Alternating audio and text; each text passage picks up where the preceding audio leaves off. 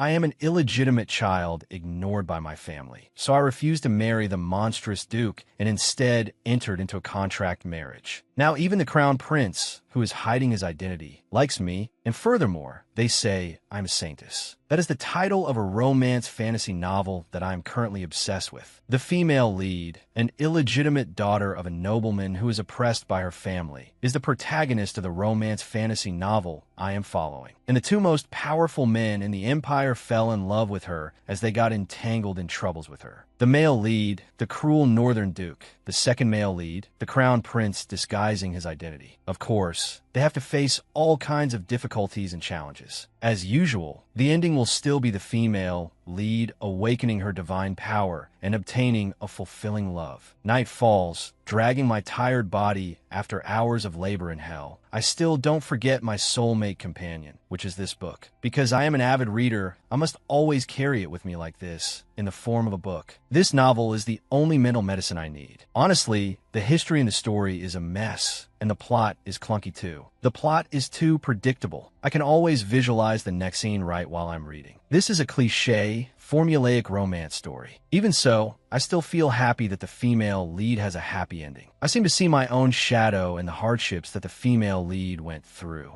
A villainous noble, but the female lead of the story. No, I wouldn't even mind being the 10th side character, completely unrelated to the main characters. Even so, it doesn't matter, I still want to step into that world. Just like that, the girl walked with her head down, thinking about the novel. Unfortunately, her legs tangled together. She tumbled forward. Suddenly, a truck was speeding towards her. Her eyes widened in surprise. The novel fell down. The pages flipped open, accompanied by a flash of light. When she opened her eyes, she couldn't help but be bewildered because surrounding her was a majestic and magnificent royal scene. What is this? I was clearly walking on the street. Why am I here? What the hell is this place? The truck drove smoothly inside the royal palace. The driver, not yet over his confusion, asked himself, "Where am I?" Scene changed to a certain room. What did father just say? Baron Brody, the girl's father, shouted, "Are you deaf now too? I said I will marry you off to Grand Duke Tintien." Speaking of the Nordya family, the sharpest sword of the empire, the sole family of the Grand Duke. They led countless wars and crushed rebel forces to earn that title. But after that, they were pushed to the desolate north by the royal family out of fear of their power. One day, the Nordya family was mysteriously slaughtered. When the sole survivor, the current Grand Duke, took power over the family, everyone started whispering about this mysterious figure. A cruel tyrant, a bloodthirsty murderer, a joker who never smiles, a Grand Duke terrifying to the bone. The girl worried inwardly, a person like that with me? Is Cy Brody the disgrace of the Brody family? Born as an illegitimate child, carrying the blood of a lowly maid. I have to admit, I have many similarities to my mother. I am nothing but a tool, granted a title only because they thought I could be useful. But in this mansion, no one treats me like a true family member. The Baron smiled smugly and said, "Isn't it time you made use of yourself? If this marriage succeeds, we can gain the power and assets of the Grand Duke's family." They said so. The rumors claiming the family is gradually collapsing because father's business is slowly failing. It seems it wasn't a lie. But how could someone like me please the Grand Duke? No, perhaps I will only annoy him more. If that happens, I might end up like those who died in the Nordya family. The prolonged disdain and contempt from the family, the helplessness ingrained in my mind, all paled in comparison to the fear of imminent death. Sai, terrified, felt inwardly resentful. I don't want to die. And today, Sai decided to resist her family for the first time. I said I wanted to buy some necessities before starting the trip to the north. Normally, there wouldn't be any guards here. Is it as I predicted? Are they monitoring me? The knight following looked around vigilantly, then said there was something. I don't feel right at all. It's better if we return right now. Sai thought in surprise, what? We haven't even reached the alley I intended to go to. She spoke up softly, but we haven't visited the shop I wanted to go to yet. The knight replied, it is the Baron's order, mainly just to keep you safe. Could it be that you are?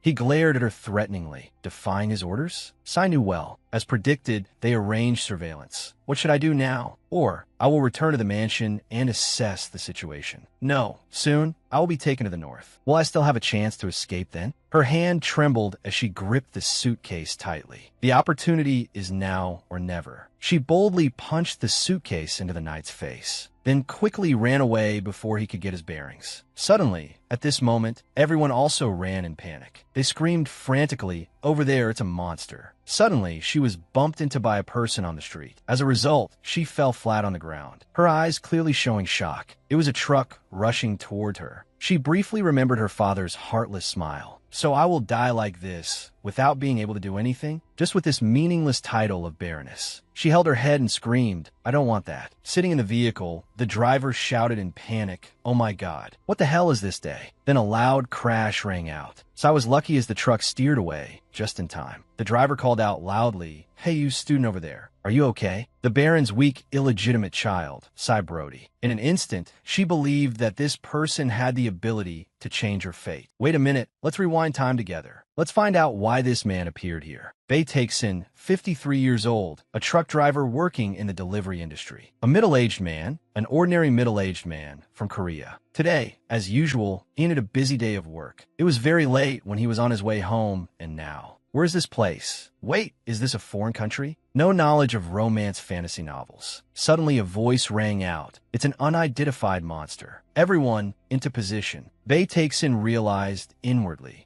Korean? Why are they wearing such strange clothes? Are they filming a movie? Is this a film set? Wait, I was definitely on the road a few seconds ago. I should ask those people. Just as he spoke up, "Excuse me," a knight holding a sword rushed forward. Taeksin shouted in panic, The knight slashed at the truck box. He cursed, "Damn it, not a scratch." But hearing the screaming, it seems effective if we continue like this. Before he finished his sentence, the truck sped away, leaving everyone dumbfounded. "It's escaping. Chase it quickly." Taeksin said inwardly, so that's it, crazy bastards. And so, Taeksin just kept driving, looking for someone he could communicate with. A while later, someone heard the sound of the vehicle and asked themselves, what is that sound? In the vehicle, Taeksin just spoke up, "Excuse me, may I ask," when everyone ran away in fear. Over there, Taeksin cried out helplessly, "No, wait, why is everyone running?" And he met Sai even before the male lead. Back to the present, student, listen carefully. You can't just suddenly run out in front of a vehicle like that, right? Yeah, if something happened to you, what would I do, Who would take responsibility,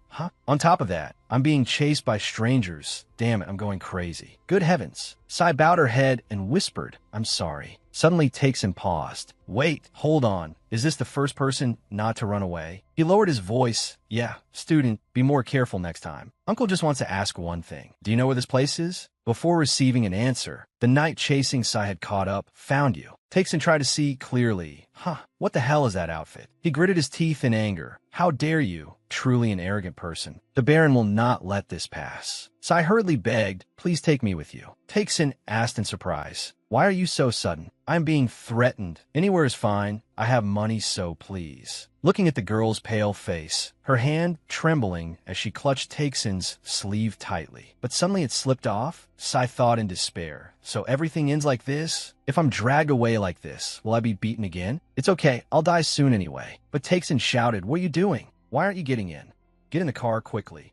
Sai's eyes widened in surprise, accompanied by gratitude. Finally, they successfully escaped and found a safe hiding place. Taeksin recalled earlier, with someone who didn't know what a car was, Taeksin guided her bit by bit. "Over here, turn around and get inside. Hurry up, then fasten your seatbelt." Thinking of this, he lowered his face and muttered, "I'm gonna die." Suddenly he turned around, making Sai jump. This kid is too young. Why was she being chased like that? Or did she run away from home? Thinking so, he asked, "Uncle has a question for you." "No, student." "Sai, is the kid scared?" "I don't bite. I'm not dangerous. Don't be afraid."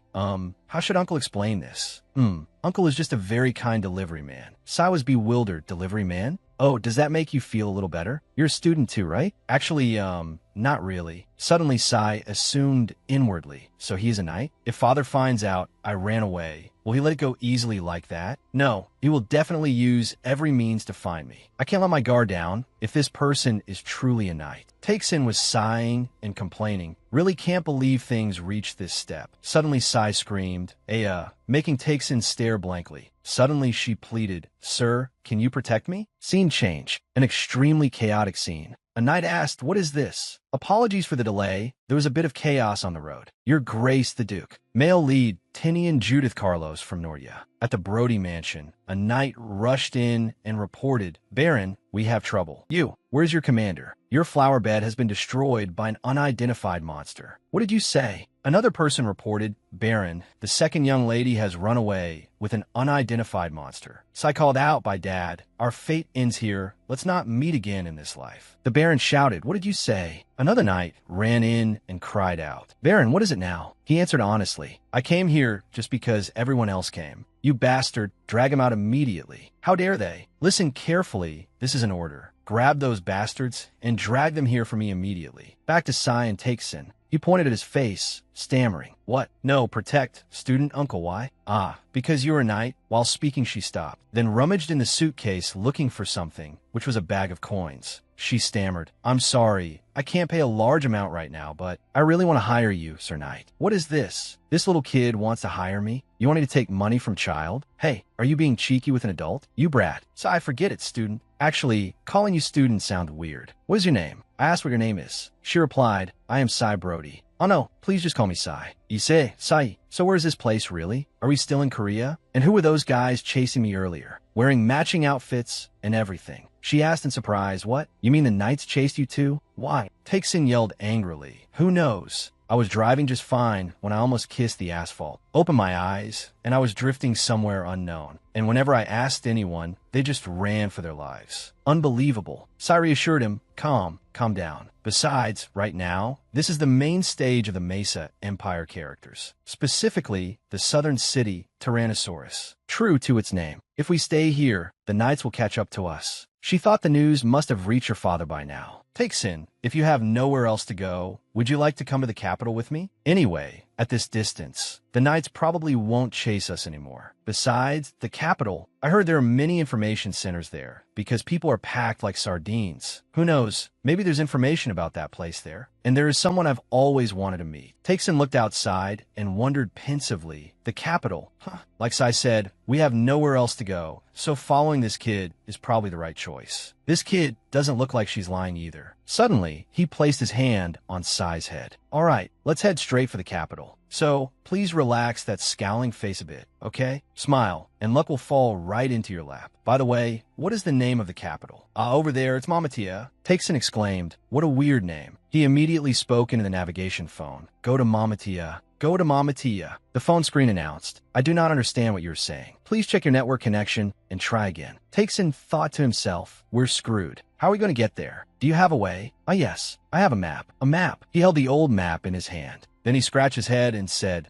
I haven't looked at a map in decades, and now I have to follow one. How long will it take to get there?" "I heard it takes about 5 hours by carriage." 5 hours. Takesin looked at the gas gauge and thought, "I filled up the gas when I went home earlier." Suddenly, he opened the car door and got out. Sai called out in surprise, "Takesin." Then she slowly got out too and followed Takesin to the back of the truck. Takesin looked at the boxes in the truck and thought, if the truck only runs for an hour a day, it should still be usable for a whole week, right? What's left in the cargo hold? A few return boxes I picked up earlier. Is there anything useful? Seeing him deep in thought, Sai approached and asked, is there a problem? Sir Takesin. Suddenly, a figure appeared from the bushes, staring at the two of them. At this moment, Sai asked curiously, Takesin, I wanted to ask earlier. What is this? What do you mean? She looked at the vehicle and said, I mean this thing, it's just a normal truck. You don't know? It's used to transport goods. That's all. Hearing that, all her misunderstandings were cleared up, meaning it's like a carriage. At that moment, the mysterious person from earlier approached. Sai heard a noise and turned around, her eyes filling with panic. A sword was held to Takesin's neck along with a cold voice. Is this the unidentified monster that swept through the streets earlier? Tinian drew Carlos closer and said, I think it was wise to decide to follow you. Tell me, what is your true identity? The atmosphere became extremely tense. Tinian continued to look at the person in front of him with a deadly gaze. Seeing the sword pressed against his neck, Takesin finally screamed, Oh, what the hell? He squatted down in fear. It's a knife. Oh my god. Sai watched Tinian warily. I don't know who this person is, but if this continues, Takesin will be in danger. If Takesin isn't here, then I will. Takesin cried out again. Sai, don't provoke that crazy guy. Tinian, you are the one making them the maddest. Saying that, she spread her arms and stood in front of Takesin to shield him. Tinian asked in surprise, "What is this?" She hurriedly explained, "Oh, I think it's all just a misunderstanding. This isn't an unidentified monster or anything like that. It's just a carriage, sort of. It's not dangerous like that." Although she said that, she was still panicked inside. It's really crazy, truly crazy. But if this person understands it's a misunderstanding, will they listen to me? She continued, "This man isn't dangerous either." Takesin quickly crawled behind Tinian's back. At this moment, he replied, "I wasn't asking you, young lady." Sai stared intently at Takesin behind him, thinking, is he trying to say something? Takesin flailed his hands and feet to signal. Then he moved smoothly like a professional, whispering, "Go," while Tinian was threatening, "Don't make me say it a second time." It's annoying. Takesin pushed hard on Tinian's back from behind. He tumbled into the truck's cargo bed. He only had time to glance over and ask, "What the hell?" before the truck door slammed shut. Takesin thought with relief, I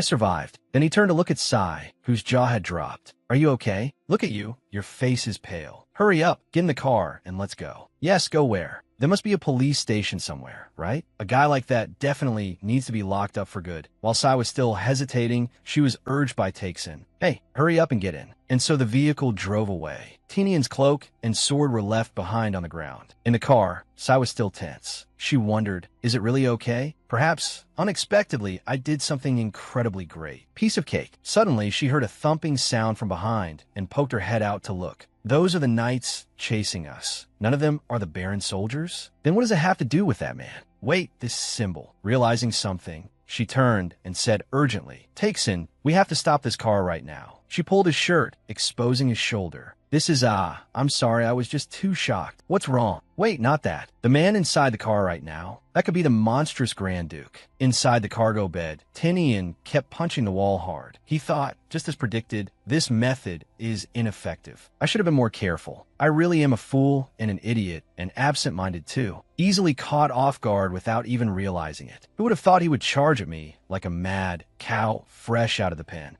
Just as I thought, interesting. Up front, Takesin suddenly felt goosebumps all over. Tinian sat down pensively. Suddenly his eyes narrowed. He reached out to catch a ray of light sneaking in. He clenched his hand tight. Darkness, just like that day. That day is still etched in my mind. "Tian, listen carefully. Until someone opens it, you absolutely must not step outside." When the noisy moment passed, soon, no sound could be heard. But instinct told me something was happening outside. Dark and scary. "And when will this door open?" Then there was a knock on the door. Tinian clung to hope and whispered, "Mom, Dad, brother." But in the end, however, Tinian's flashback failed here, because at this moment, Takesin and Sai opened the truck door. He wondered, who are they? Back to a few minutes earlier. Takesin asked blankly, a monster? What did you say? Don't tell me you don't know. The rumored monstrous Grand Duke. He beheaded a chef just for dropping a hair in his food. Even beheaded a maid because she got the order of his bath wrong. And beheaded the butler who had been stealing money from the family for years. Takesin asked blankly, isn't that just a servant? More than that, he's not just known as the exiled Grand Duke, but also Hell's Guillotine, Battlefield Guillotine, the so-called Snip-Snip Guillotine, the one who mukbangs anyone. Why are they all guillotines? No, there's also Ruthless Tyrant, Power-Crazed Killer, and the Clown who never smiles. Takesin wondered, is this something I need to know? Anyway, that means that person isn't even an attempted criminal. The person in the car is actually a bad guy. Let's go quickly. No, it's not like that.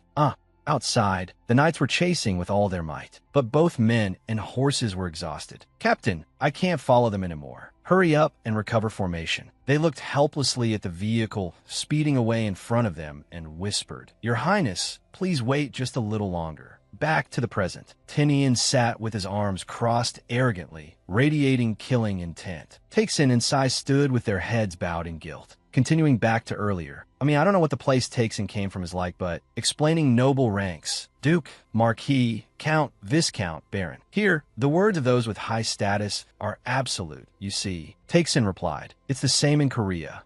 So if we go to the capital like this, we will really die. Should we try begging? How did it come to this? Back to the present, Takesin stepped forward, patted Tinian's shoulder, and laughed it off. No, it's because you suddenly drew your sword. So, I'm misunderstood. Tinian immediately glanced at him with sharp eyes. Takesin quickly ran behind Sai to hide. He pushed her head down. All right, you have to apologize too, kid. I sincerely apologize. Tinian spoke up. That's right, you are correct. That is something I have no excuse for, even if I were beheaded right now. Taksin muttered. As expected, truly a guillotine. Tinian growled a warning. Don't compare humans to guillotines. But fortunately, you have piqued my interest. Suddenly Taksin noticed the boxes in the car. The goods. Hey, what did you do to tear everything to shreds? Tinian said, while I was trapped, I had to appraise those things. These mysterious items, some I have never even seen before. Taksin didn't care and only focused on his stuff. He lunged forward to accuse him. Are you going to pay for all of this? Sai hurriedly stopped him. Taksin, you have to hold back. Suddenly Tinian held out his hand invitingly. Follow me. If you do, I won't press charges against you. By the way, you won't have much time to think. Follow me or Balak. Taksin turned to Sai and whispered, what should we do? Can we really trust that person? Then both looked at Tinian with suspicion. Just then the group of knights arrived. Sir, I have found them. Immediately, sword points were aimed at Taksin and Sai, surrounding the two of them. Tinian said, decide now. If not, very soon, your heads will be rolling on the ground. Taksin answered immediately, I will follow you. Hearing that, Tinian ordered, put your swords away. I have business with this person. All the knights obeyed and sheathed their swords. Taksin sighed in relief. All right, you were quick too, come here. But just as he turned, he saw Sai being grabbed by the head by a knight. How dare you? Do you think you can run away together? Taksin hurriedly cried out, Sai, what is happening? They immediately stopped him. Where are you going? Suddenly, Tinian said coldly, I don't care about that young girl. No need to waste time. Come here. Sai screamed in fear. Taksin, bewildered, exclaimed, oh my, and no one expected it. But Taksin had reached a critical turning point. Some knights were attracted by the truck monster. That looks like a real person. Taksin thought to himself, has the situation come to this? He looked at the knight, dragging Sai away by her hair. I don't know what's going on, but clearly, that is not how he should treat a child. He immediately stepped forward and stomped on his sword. Get your filthy hands off. The knight beside Tinian turned back and asked, what should we do? Tinian said, for now, just leave them be. Over here, the one holding Sai turned back and asked, what is it? When suddenly he was smacked on the head by Taksin, making him dizzy. Sai was also stunned by his action. Taksin reached out his hand. Let's go. She was moved to tears and held Taksin's hand tightly. Just as she turned around, she saw Tinian standing there with his arms crossed and a stern face. Just as he spoke, he was shoved aside by Taksin. Move out of the way, damn it. Then he closed the cargo door. Sai scurried to the front. Then Taksin also got in the truck and closed the door. All right, Duke, don't speak so rudely like that anymore. Having said that, Taksin drove the vehicle away, leaving the Duke sitting there coldly, looking on in bewilderment, sitting frozen for a moment after being abandoned like a maiden. He smirked faintly. Inside the truck, Sai asked worriedly, Taksin, really, is it really okay to run away like this? Going against the Duke, that terrible Duke? Taksin shouted angrily. Why are you so cowardly? So I should just tell you to stay away from here. It's not that, but it seems like I'm putting Taksin in danger. I asked you to protect me, but in the end, you didn't even take a single penny. Once again, I'm just causing trouble and being useless. That's not your fault, kid. I just didn't like that guy, always speaking rudely to adults. Truly the MZ generation. Sai thought to herself, is that the reason? No, that can't be the only reason. He's just trying to alleviate my guilt. As expected, he truly is a noble knight. Taksin frowned, thinking, anyway, kids these days have no respect for adults at all. Thinking that, he wondered, anyway, Sai, why are you being chased so intensely? She hesitated and replied, I ran away, and that's when I met Taksin. For the first time, I felt I had some value in the family. But I ran away, ungrateful, because I was afraid of dying. I am truly a selfish person, aren't I? Taksin froze, asking in confusion, what are you talking about? What is the true value of a human being? If you think that's absurd, just let it go in one ear and out the other. What's good about lowering yourself like that? Taksin, why are you so angry? I'm the one who should be asking that. Are you out of your mind? You are still very young, yet you are struggling because of your weird parents. Sai momentarily didn't know how to explain. But everyone says it's my fault. Your birth is a disgusting disgrace. The only useful thing about you is your looks. That is their fault, not yours. You did nothing wrong. Taksin sighed. With parents like that, it's natural for you to be insecure about everything. You will have to work in society someday, but with such a soft heart. Wait, if I say things like this, will she call me an old fogey? This is advice that will become valuable in the future. Nowadays, even saying a word to young people makes them hesitate. Suddenly, Taksin startled and shouted, Old fogey? No, I don't intend to lecture you. Don't misunderstand, okay? Sai burst into tears, thinking, I understand. I have always wanted to hear something like this. Yua, oh no, if you keep crying, you'll look ugly. Stop it. Seeing her face swollen, takes inside and said, Sai, hey, lean back on the seat and rest. We are heading straight to the capital. She replied, yes. This might have made the situation worse, but somehow I feel everything will be okay as long as Mr. Takeson is here. She closed her eyes tight. Really, I'm very glad to have met this person. Then she slowly opened her eyes. Takeson also yawned tiredly. Where is this? At this moment, Sai exclaimed in surprise, wow, is this a 5-day market? Ah, right, now is not the time to be excited. Anyway, we came to the capital for a reason. A few minutes ago, Takeson asked, the capital is right ahead, isn't it? That's right, I think so. We drove straight through and arrived earlier than expected. I even took a short nap. Takeson stepped into the Rofan world on his way home. He was acting quite tired, saying, I can't let things get messy anymore. All right, I've hidden the truck, well, so no one will see it. Let's go. Wait, Takeson this. She put the cloak on him. I originally planned to wear it, but your outfit stands out more. I will change into another set. Saying that, Sai stood confused for a long while. Then she turned and pointed at the truck.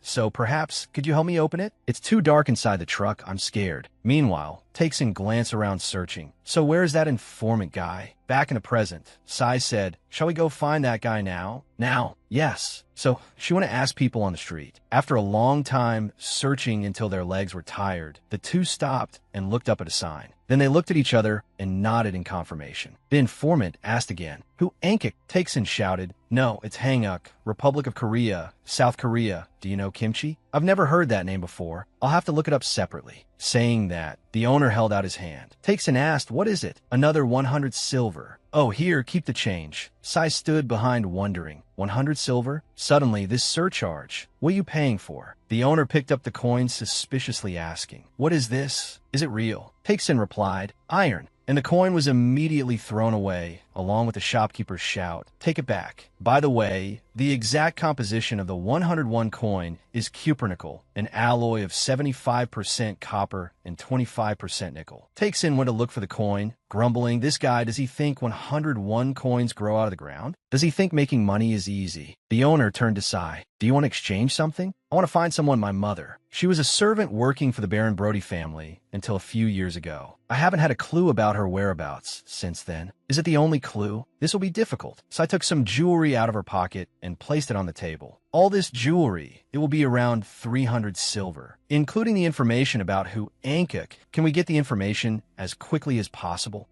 With this amount, all right, come back tomorrow. In the end, we still have no information in hand. I don't know if all the requested information will be fulfilled or not. Will all those requests work? I wonder what he is thinking right now. While thinking, a growling sound came from Sai's stomach. She blushed in embarrassment and explained, no, it's not that. Takeson immediately said, I know it's me. He thought to himself, the kid must be hungry. Is there anything you want to eat? Suddenly, a shouting voice rang out. Hey, you animal, get out of here right now. Takeson immediately noticed that person's beer mug and the piece of meat in the cat's mouth. Suddenly, he lowered his face sadly. She thought, is he pitying that cat? Suddenly he pointed and said, go over there, Sai, you go in first. Huh, do you still have something to do? I'll just smoke a cigarette then go in. You can't hit innocent people. You know that, right? I won't hit, I'll smoke. Are there no cigarettes here? Then Sai went into a diner. Excuse me, I'd like to order. The shopkeeper replied, yes. She sat down, looked upstairs, and asked curiously, what is the second floor for? Ah, we also have it in here. Now that I think about it, we still haven't decided where to stay. Takeson probably doesn't have a place to stay either. Staying here tonight might be better. Thinking that, she asked, excuse me, can I also rent a room? Suddenly, a group of men came to tease her. Hey, little lady, are you traveling alone? Sai stammered in fear. Why do you ask? He squinted his eyes, looking her up and down. You don't look like a commoner, do you? Isn't it dangerous for you to travel alone? Or should you stay with us? Oh no, wait, please stop. At this moment, a young man wearing glasses heard her screams and paid attention. The guy had now grabbed Sai's hand tightly. Why not? It's convenient anyway. Sai hurriedly said, I have someone with me. After saying that, a loud voice rang out, let go of the kid. Takeson's expression looked extremely cold and scary. What are you doing to that child? Sai, seeing this aura, exclaimed, Takeson, sir. They immediately turned away. What? That girl has someone with her. At the other table, the young man saw that everything had settled down, so he sat back down properly in his chair. Takes asked in confusion. Why is it that every time I look away for a second, you cause trouble? I guess it's just because I always lack confidence. All right, look, try to stick your chest out as much as possible. Try it. Ah, yes, I will try. At this moment, the staff brought the food and said, enjoy your meal. Takes asked in surprise. What? No drinks. Give us 2 beers. Sai was secretly surprised. 2 mugs. Contrary to Takeson's excitement, she nervously held the beer mug and said, Takeson, I have never drunk alcohol before. Oh, it's okay when you drink with an adult. That's how you learn. Then I will try. Watching her lift the beer mug and drink gulp after gulp, Takeson smiled with satisfaction. This kid is doing very well, it's fine. Finished drinking, Sai slammed the beer mug down. Her face flushed red, and unfortunately, alcohol didn't suit Sai. She started staggering and knocking things over. Takeson could only exclaim, oh my god, that too, bumping into things. She walked to the next table and caused trouble. Who are you? What do you like? Come at me if you dare. Next, she stuck her hand into the soup bowl, causing it to splash everywhere, then lifted the bowl high. Oh god, this kid. Oh mother, I'm sorry. The young man earlier could only laugh. It's okay. You two are truly a lovely family. No, we are not a family. Takeson immediately imagined the scene. A drunk little girl and a very suspicious middle-aged man. I think I should call the police. In a scene of a father and daughter, a lovely father-daughter pair. I think calling a taxi is enough. Thinking that, Takeson immediately said, a father and daughter pair with a truly close relationship. Sai heard the word father and turned around. Father, oh, why is my daughter like this? Sai immediately screamed, motherfucker old man, bastard and son of a bitch, go die. Takeson immediately squeezed her mouth shut and stuffed the beer mug in. This kid plays too many games these days. Then Sai slumped her face onto the table and fell asleep. Takeson asked awkwardly, so can we sit next to you? How do we end up sitting together? This soup and your clothes. It's okay. Don't worry about it. Takeson looked at the young man in front of him and silently remarked, this kid seems quite smart and knowledgeable. Confident, friendly, civil servant type. Should I ask? Then the young man replied, I've never heard of a country with that name, and suddenly found himself in a strange country. If such a thing really happened, perhaps it is the goddess's will. Hearing that, Takeson silently evaluated him. This guy's appearance seems okay, but could he be a scammer? His face looks full of anxiety. Does he have something he can't say? Confident, but empty. Suddenly, Takeson frowned in surprise, because he saw Tinian enter with a face cold as ice. The young man also realized and wondered silently, why is Duke Nordia here? Takeson spoke up. Oh, Duke. He stood there looking at him for a long while, then approached with murderous intent. Stand up, what is this? The young man immediately intervened. Wait a moment. I apologize, but I'm traveling with my party. Tinian was silent for a moment, then replied. Yeah, all right. Takeson bewilderedly thought. What's going on? Do you have business here? Suddenly at this moment, Sai stood up, her 2 hands clutching the shirts of the 2 young men. What? You're the young girl from earlier? It seems you're a bit more sober now. Just as the sentence finished, the sound of vomiting rang out, leaving the 2 men bewildered. After vomiting, Sai sat down, leaned her back against the wall, and went back to sleep, with a face of utmost comfort, leaving behind a scene full of confusion for the 3 men. Rewinding time a few hours ago. My lord, are you all right? You finally found me. Yes, I went looking for you because you didn't return for so long, and I found your sword and cloak. I apologize. Tinian asked. Apologize for what? The only sword master of the Empire, my lord. How could you endure such humiliation? Sword master. No, dropping the sword from your hand. Truly a humiliation. Sword master. Tinian interrupted. No, that was my fault. The subordinate cried and shouted, because I did not serve the Duke properly as a guard. I'm fine, so there's no need to make a fuss. Tinian frowned and thought. They said they were going to the capital. Since we are already on the way to the palace annex, we can follow them easily. And this is the Duke's carriage that was left behind. He turned away and said, return to the carriage. Yes. The group of knights stood lonely and bewildered, asking, so what should we do? The Duke has intervened. So what can we do? We're done. Everyone disperse and go eat. Therefore, without encountering any interference, Tinian had planned to find Takeson. However, back to the present. Looking at everyone around witnessing this scene, Tinian silently cursed. Damn it. Then looked at Sai. Nothing seems to go smoothly. So, the report that the Crown Prince is here is true. The Crown Prince, the second male lead, Raymond Kedio Matthews Johnson,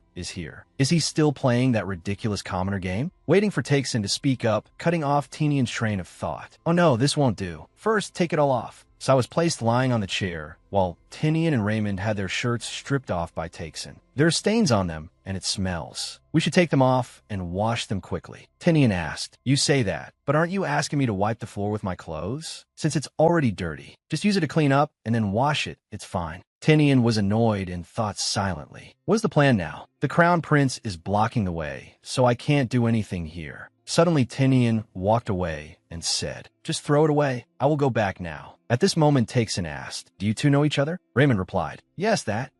We knew each other for a short time when we were young. Are you friends? I think of him as a friend, but I'm not sure about his thoughts. Did you two fight? Haha. In a way, I guess that's possible. Because when we were young, we were close enough to share everything with each other. But now it's hard to have a normal conversation. Then, why don't you start a new conversation? Thinking back, I let my emotions and thoughts go astray at some point. I regret not paying attention to the people I cherish.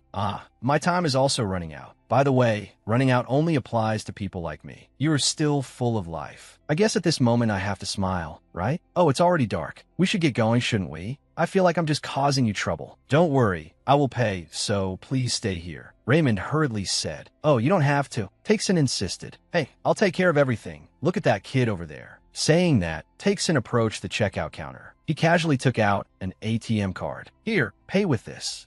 You don't accept cards? But the young employee was bewildered, not knowing what the thing in his hand was. Oh, we aren't in Korea, right? Raymond had to pay for him. Please use this to pay. Will you also pay for the mess your friend caused? I also have to take responsibility for that. Suddenly, Takeson said, right, wait a moment. Takeson quickly wrote a phone number on a piece of paper. Call me if you need help in the future. I am very willing to assist you. Raymond looked at the paper and thought bewilderedly. I'm curious about what happened with Tinian, but perhaps I should accept it for now. Yes, thank you. Looking at the Roman numerals on the paper, Raymond wondered and asked, wait, what does that mean? Have they gone already? Takeson carried Sai on his back, walking and humming. When you are happy and I am sad. Everyone sing this song. Clap, clap, clap to the Nabakia beat. Suddenly, Sai cried out, so noisy. Hey, don't ruin the outfit. He looked up at Sai. Oh my. Suddenly, he paused amidst the starry night sky. Wow. Thinking back, how long has it been since I saw stars in Korea? Yeah, this truly is a strange thing. The next morning on the truck, Sai slowly woke up and asked, where am I? Takeson's sudden voice startled her. Oh, you're up. Are you okay? How do you feel? She cried out. Takeson. All right. I ran away from my family yesterday and met Takeson and reached the capital. She clutched her head in confusion and continued thinking. Right, the capital. After arriving at the capital, I went to a restaurant. At the restaurant, recalling the scene from yesterday, she was horrified. Seeing her complexion was not good. Takeson asked, what is it? Are you okay? Did the kid die? Maybe died from shock. Or whether he did or not, I don't know. Remembering Tinian's cold appearance made shivers run down her spine. Here, drink this in one go. You will feel better with it. Thank you. Looking at the strange can of water, she was bewildered. Not product placement. Then looked at Takeson with a clueless face. He understood and opened the lid for her. Remembering her appearance yesterday, he silently sighed. Sai, the kid looked really bad. The real reason is he was the one who poured another cup of beer into Sai's mouth. Thinking of this, he guiltily scratched his head. When you're fully sober, follow me. Sai approached a nearby stream. She excitedly exclaimed, so cool. How did you find a place like this?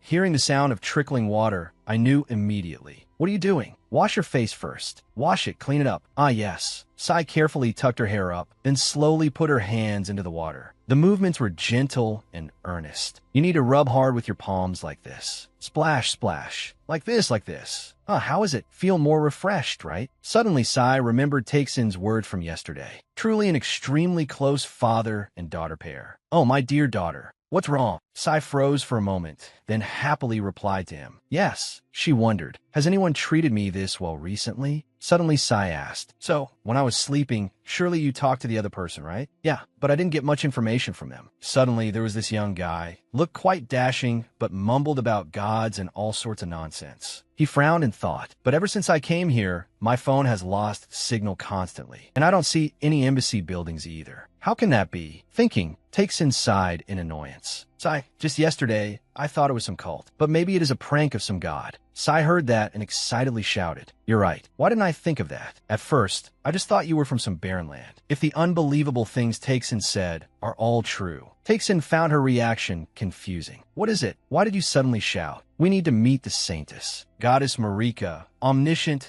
and omnipotent power, the ability to lead the future. Basically, it is something directly from a mythology about to be established. Under her divine power, the current Mesa Empire was born, and the one who conveys the goddess's words is none other than the saintess. So if we seek the saintess's help and ask her to request the goddess to send you back to the myriad kingdoms. Oh my, so where can we find this saintess? Takesin, what are you saying? Why do you treat the saintess like a tourist spot? The saintess is the embodiment of the goddess. Therefore, this role is always assumed by the first princess of the empire. Does the saintess also need a successor or something? Unless you're a royal member or at least a high-ranking noble, you will only see her during the annual grand ceremony. Honestly, I have never seen her either. So what should we do? With the roles of both of us being extremely miserable, a fugitive, an illegal immigrant monster, is there any noble we can ask for help? Both immediately thought of Tenian, a person who once scolded, "Don't talk nonsense to me," and another person who vomited on him. Sai immediately said, "Not really." No, Takesin agreed. That's right. Takesin asked with disappointment. So you mean there is no way to return to Korea? No, it's just this is the first time I've seen Takesin make a face like that. No, just think carefully again. I also need to help Takesin. Is there no way? A way. Suddenly she thought of something. Takesin, I know. There's someone we can ask for help. Someone we can ask for help? Who is that? Sai confusedly replied. No, actually, maybe it is a person worth considering. A person who might help. What are you saying? If that man is really a friend of the Grand Duke? Not sure, but that person might be a noble with quite a high status. Yet why was he in such a place with such an ostentatious air? A person like me, a fugitive, or a person who has lost noble status? In that case, we cannot guarantee that we will get help. But she looked at Takesin's expectant face and said, "First, let's just go back to the information source. And if we still can't find a way, we will ask him for help."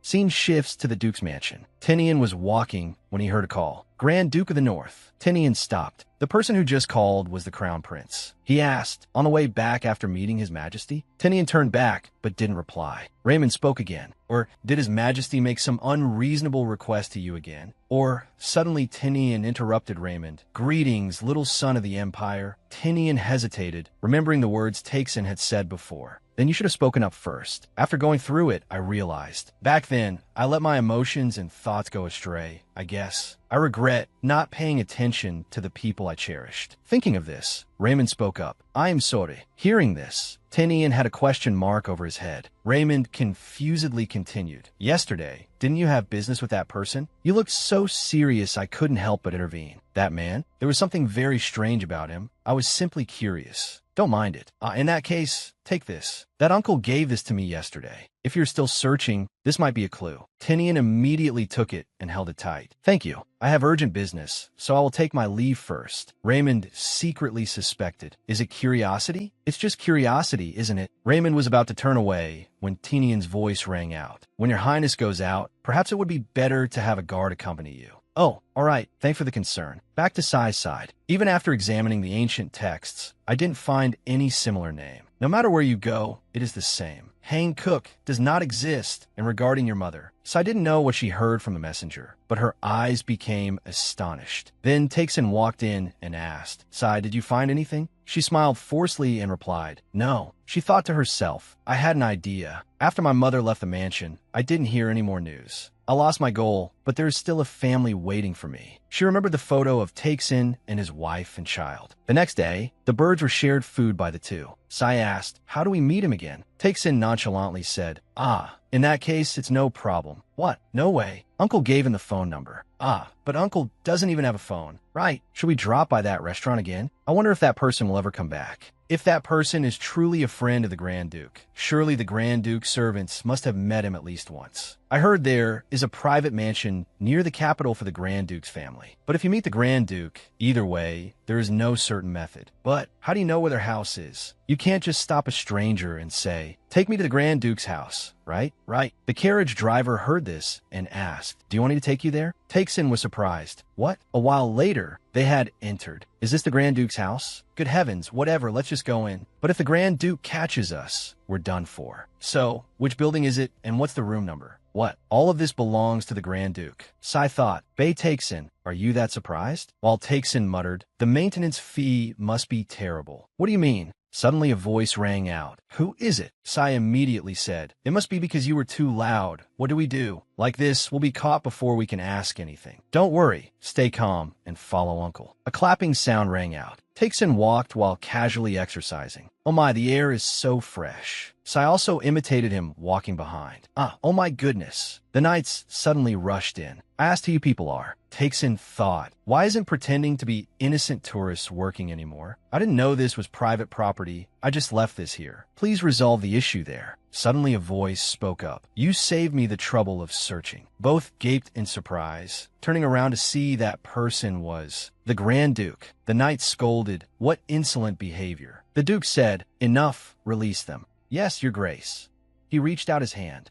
So, you have something to discuss with me, right? Oh, I actually do have something to ask. Before he could finish, Sai hurriedly covered his mouth. Mr. Taksin, she nervously thought, what should I do? In the end, I still ran into the Grand Duke here. Like this, both Mr. Taksin and I are doomed. Suddenly she knelt down, bowed her head, and shouted, I am truly sorry. I sincerely apologize for not recognizing the Grand Duke's identity and behaving rudely towards you. I accept any punishment you hand down. Maybe I'll be beheaded soon. Even so, if I hadn't met Mr. Taksin, I probably would have died long ago. But at least I learned more about my mother. That is enough. Her tears fell profusely. But Mr. Taksin, I know this sounds absurd, but Mr. Taksin is a person from another world. He is not a threat. He just wants to understand more about the Grand Duke's friend. Suddenly Tinian approached, sat down, and said, wait. He gently lifted her chin. Tell the story properly. She shut her eyes tight and replied, yes. Then they were led inside. Taksin exclaimed, wow, the house is great. So I was still thinking, the Grand Duke didn't kill us instead. Escort these two to the reception room. Yes, sir. And remember to prepare a letter too. He immediately bowed. Now, please follow me. The Grand Duke's butler, Ruaversa. Please wait here a moment there. I told you we should have come here first. You're right. Come to think of it, the Grand Duke seemed intrigued by Mr. Taksin from the start. Follow me. That young lady isn't interesting at all. A while later, Tinian entered with the crown prince disguised as a commoner. Taksin saw their appearance and surprisingly thought, it feels like I'm the only one always wearing old clothes. At this moment, Sai timidly introduced, I am Sai, and this person is, I am Bei Taksin, born in 53. Sai hurriedly said, not you. Taksin interrupted, you were the one who called me that. Tinian spoke up, so that's it. As you knew before, I'm Tinian Rufkar Losnodia. This is my private residence. Taksin repeated the phrase, as you knew, in his heart. He told himself he would condemn and report Tinian's rude way of addressing people, but then decided to give up. Fine, Grand Duke. It was Raymond's turn to introduce himself. I am Rue. Everyone feel free to call me Rue. But didn't you say before that you two were father and son? That. After hearing the two recount the story, Tinian said, so that's the story? That must have been dangerous. Sai heard that and was extremely tense. It's not a serious matter. I just ran away from my family to escape an unwanted marriage. Raymond asked, oh my, who is your fiancé that you had to go to such lengths? While Tinian was completely uninterested. Sai stammered, Dech. Seeing her start to tremble, Raymond quickly changed the subject. Anyway, the reason you wanted to meet me is, yes, we really want to be able to have an audience with the Saintess, the princess of the empire. Suddenly Raymond's glasses shattered. He cried out, my eyes. While Tinian hurriedly dodged, Sai clarified her intention. For Mr. Taksin to return to his world, we really need the goddess's help. Can you help us? Raymond hesitated. That matter. Perhaps the Saintess they are mentioning. After thinking for a while, Raymond replied, I apologize. I'm not even a noble to be able to do that. All right. Then what should we do? Tinian tapped his fingers and spoke up. That matter. I think I can help. How about it? A deal with me? Taksin asked in surprise. A deal. This brat, looking at him, the ink on his ID card probably hasn't even dried yet, and he dares to demand a deal with me? Suddenly the scene changed to the forest, where Takeson's truck was hidden. Oh, we're here. Takeson spoke up asking, so how can I go home with it? If people see it, it will cause a commotion again, you know? There's only a little oil left. Tinian thoughtfully said, don't worry about this. I have a way. Seeing this, Takeson couldn't help but be suspicious. Afterward, the Duke's flag fluttered in the streets. Everyone cheered excitedly. The Grand Duke defeated the monster. I heard he's escorting it back to his mansion himself, right? Truly the Grand Duke. Hurrah! Over there, Grand Duke, look this way a bit, please. That monster controller, you deserve to die. Kill him, kill him, kill him. Arriving there, Tinian asked, well, is it a deal? Hearing the word deal, Sai worriedly thought, Mr. Takeson, that face looks just like when I said I would hire him. It's like hearing something unwanted like that expression. If this keeps up, Mr. Takeson might get angry at the Grand Duke. She imagined Takeson pointing forcefully at Tinian's head. Hey, you jerk, you scumbag. Then thought of a brutal guillotine. This time his head will definitely fly off. At this point, Sai cried out, Mr. Takeson, wait a moment. But as soon as she finished, Takeson agreed, replying, all right, say it. Tinian exclaimed, finally understood. Hearing that, Sai stood frozen in bewilderment, and then Raymond said goodbye. Sorry, I couldn't help. Tinian continued. First, what this young lady said is partly right and partly wrong. First, it is true that nobles have a right to an audience with the Saintess, but it's not like you can meet her just because you want to. The Saintess rarely reveals herself, except for especially important events. Sai wondered then. Sai continued, in the next 6 months, the National Foundation Day will be held. At that time, I'll take you to meet the Saintess. At the same time, I allow you to stay at the mansion until the festival takes place. I think this is an attractive offer. Takeson asked, so what do you want from me? Items from the other world. Sai thought, right, there are rumors that the Grand Duke is extremely curious and knowledgeable. The Grand Duke is really famous, huh? Honestly, meeting the Saintess still sound a bit impossible. Takeson pondered silently. I don't know how long I have to be here, and I'm penniless. Do I have the right to refuse? Then he replied hollowly, okay, bring out the contract. Holding the contract in hand, the pragmatic, middle-aged uncle calmly examined it. God, there's no English at all. Read it, kid, Sai replied. Huh,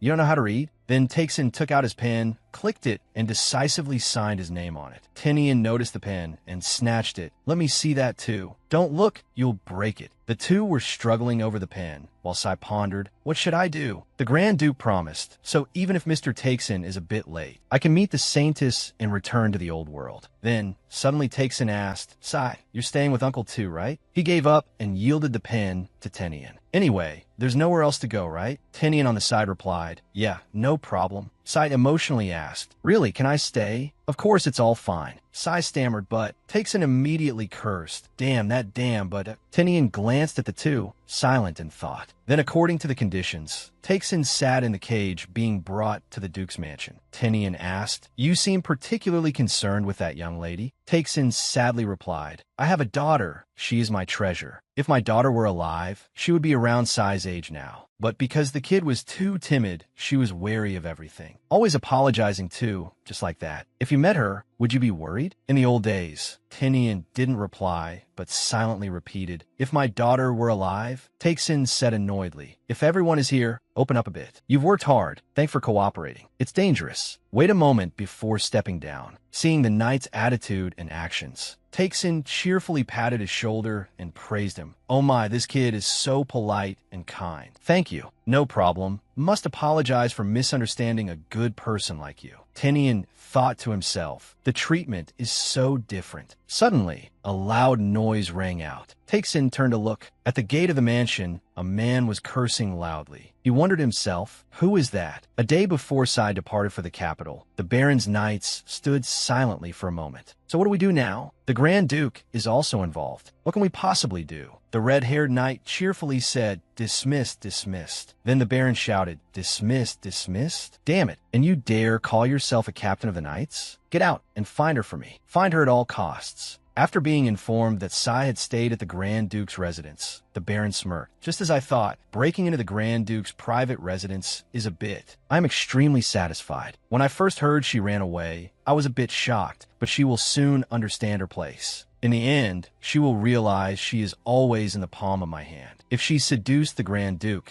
the wedding will be held immediately. With the wealth and power in the Grand Duke's hands, the Brody family's problems will be nothing now. Back to the present. Tinian paused and asked, "Marriage? This is the first I've heard of it." The Baron respectfully replied, "Yes, I intended to send a proposal soon, but it seems my daughter was too impatient. She ran away and came straight to your place first." Tinian recalled asking her earlier who the person she refused to marry was, causing her to run away from home. But she had trembled and did not answer. Tinian rubbed his chin and thought, "So it was me. I don't know what you're misunderstanding, but I have no intention of marrying that girl. But you let Sai stay at your private residence? Damn it, did I really misunderstand something?" Seeing Tinian's face cold as ice, the Baron immediately changed his plan. "Come to think of it, didn't you postpone the wedding with the second princess? Don't you need a puppet to serve you? Use that girl. Until the Grand Duke finds her useful. Use her however you like, just don't let her die. But as you can see, I raised the girl to be quite obedient. In return, perhaps you could provide a little support." Tinian mused,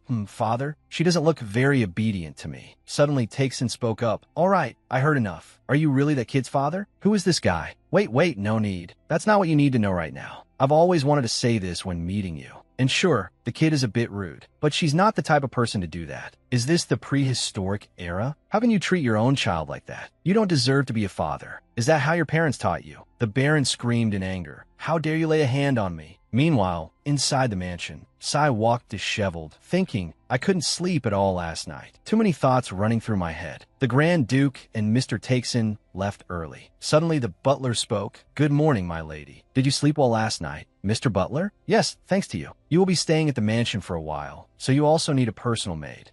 Oh, perfect timing. There you are." The maid immediately replied, "Yes, coming right away. For now on, please serve this lady." Sai hurriedly refused.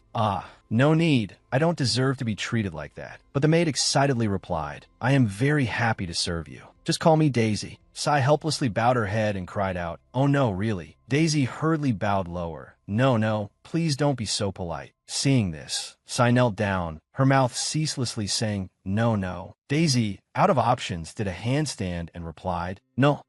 As a result, Sai lost to this overly enthusiastic servant. "Can I go out for some fresh air?" "Of course. The Grand Duke's estate is huge. Let me guide you." Sai looked at the vast estate and sighed. Although it's just a private residence, this scale compared to the Baron's mansion is endless stairs a nightmare. When one has too many thoughts, watching flowing water is the best way to relax. As I stepped towards the exit, all the thoughts in my head seemed to vanish. Suddenly, her eyes filled with shock. Daisy said, "Especially next to the fountain. There are always a lot of butterflies there. Why do you look so panicked, my lady?" Suddenly, Sai ran away. Daisy stopped and called after her, "My lady." Sai thought in fear, "Impossible, what did I see? But why? Why is father here?" "Father? What the hell?" At this moment, the Baron grabbed Taksin by the collar. Taksin shouted, "Wait, you're arresting him, right? See that? Do. Call the police immediately." Suddenly, Tinian coldly drew his sword. The Baron hurriedly pushed Taksin away. "Oh my, wait a moment. I understand.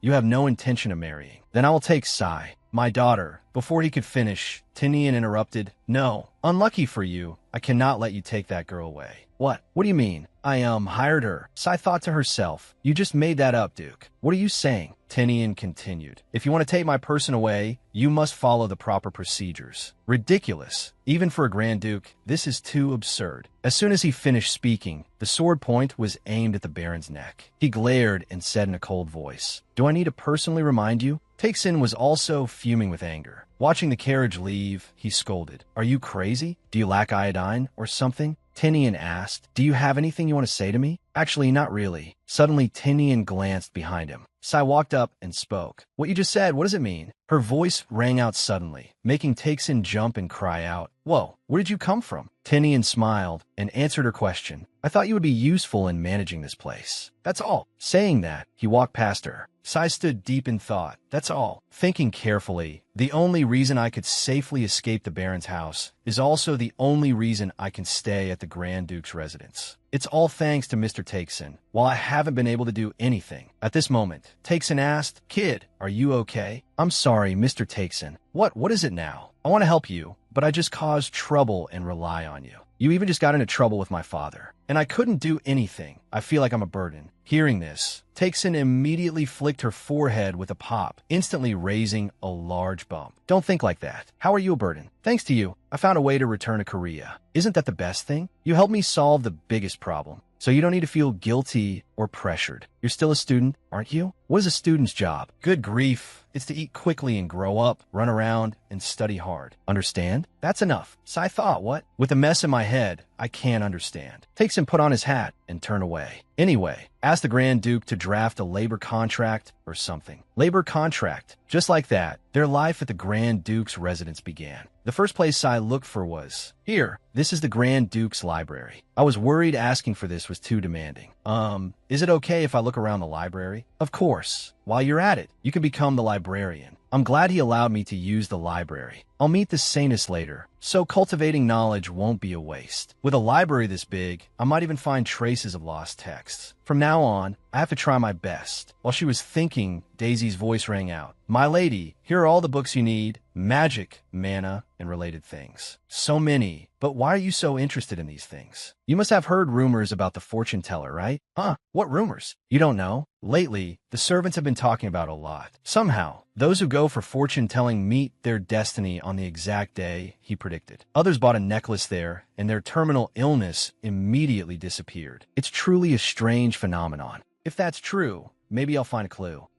Information about Korea. It really is a strange story. Sai walked and pondered. I need to tell Mr. Takesin that we should go see the fortune teller together. Earlier, the butler had said, those two are researching more about the truck at the training arena. My lady, you wonder if you will disturb those two, right? Ah, there they are. Takesin dragged Tinian away while shouting loudly. I told you already no. You don't even have a driver's license. And if you keep using the fuel wastefully like that, when it runs out, you won't be able to drive anymore. I decided to just check the truck now. I need to see what's left inside. It's my stuff, and you don't even know? Well, I tried to check again, but someone kept holding a sword in front of my face, so I couldn't do it. Handheld fan, refunded because the charger didn't work. Thermos bottle returned due to leakage. Dear customer, your order of wireless bras, padded bras, seamless bras, body shaping underwear to increase bust size, push-up bras, thick padded strapless bras, comfortable bras, support bras for small busts, seamless push-up bras, bralettes with padding, bra tops with padding, product to click cheese. Mazamaza will be delivered between 11 a.m. and 1 p.m. today. And this is... Also, there is a heel callus remover, 21 expired water bottles, a hair tie, socks, and many other things. Finally, Takesin held up a bottle of wine, looking radiant. Tinian and Sai both thought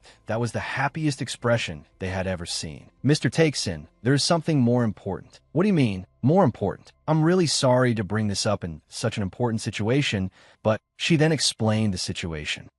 I don't really believe in things like that. Humans are supposed to live according to nature, born on Earth, flowing like water. Sounds quite meaningless, right? But even the smallest clue could lead to a result. Suddenly, Tinian clenched his fist and thought, if that person finds a way to return, I can't let that happen. If things turn out that way, I'll have to deal with that fortune teller. Thinking this, Tinian said, I will go too. I'll higding. Let's go check it out. After that, the three of them arrived at the place. Let's go inside. Calm down, kid. So I just opened the curtain when a voice rang out. Akemema ikansen seitalia. A very special energy. Sir, you've been caught up in something strange, right? Takesin heard this and was surprised. Me? But before he could say anything, the fortune teller mumbled in some language. Takesin wondered, a spell? Wait, is that a spell? A moment later, the fortune teller said, all right, that worried face. Anyone can tell you're worried about your health. Or not. Maybe something else, let's see. Right? Money problems. You probably thought I was going to say that. But actually, it's about a burning love. Difficulties in romantic relationships. Takesin blankly replied, right? 53 years old, a perfectly reasonable age. He turned away, silently judging. He is definitely a scammer. The fortune teller hurriedly cried out, wait, hold on. I can see it. In this episode, you will have a fated encounter. It's true, I swear. Tinian frowned and said, "All right, let's go." Suddenly, Takesen shouted, "Oh my God." He pointed at the carriage. "The trip just now was terrible. Moving in that thing is too painful." Sai asked, "Mr. Tabi, are you perhaps carsick?" "Just in case. I searched for all the famous fortune tellers in this area." "A whole long line, huh? Too troublesome." Suddenly, Tinian ordered,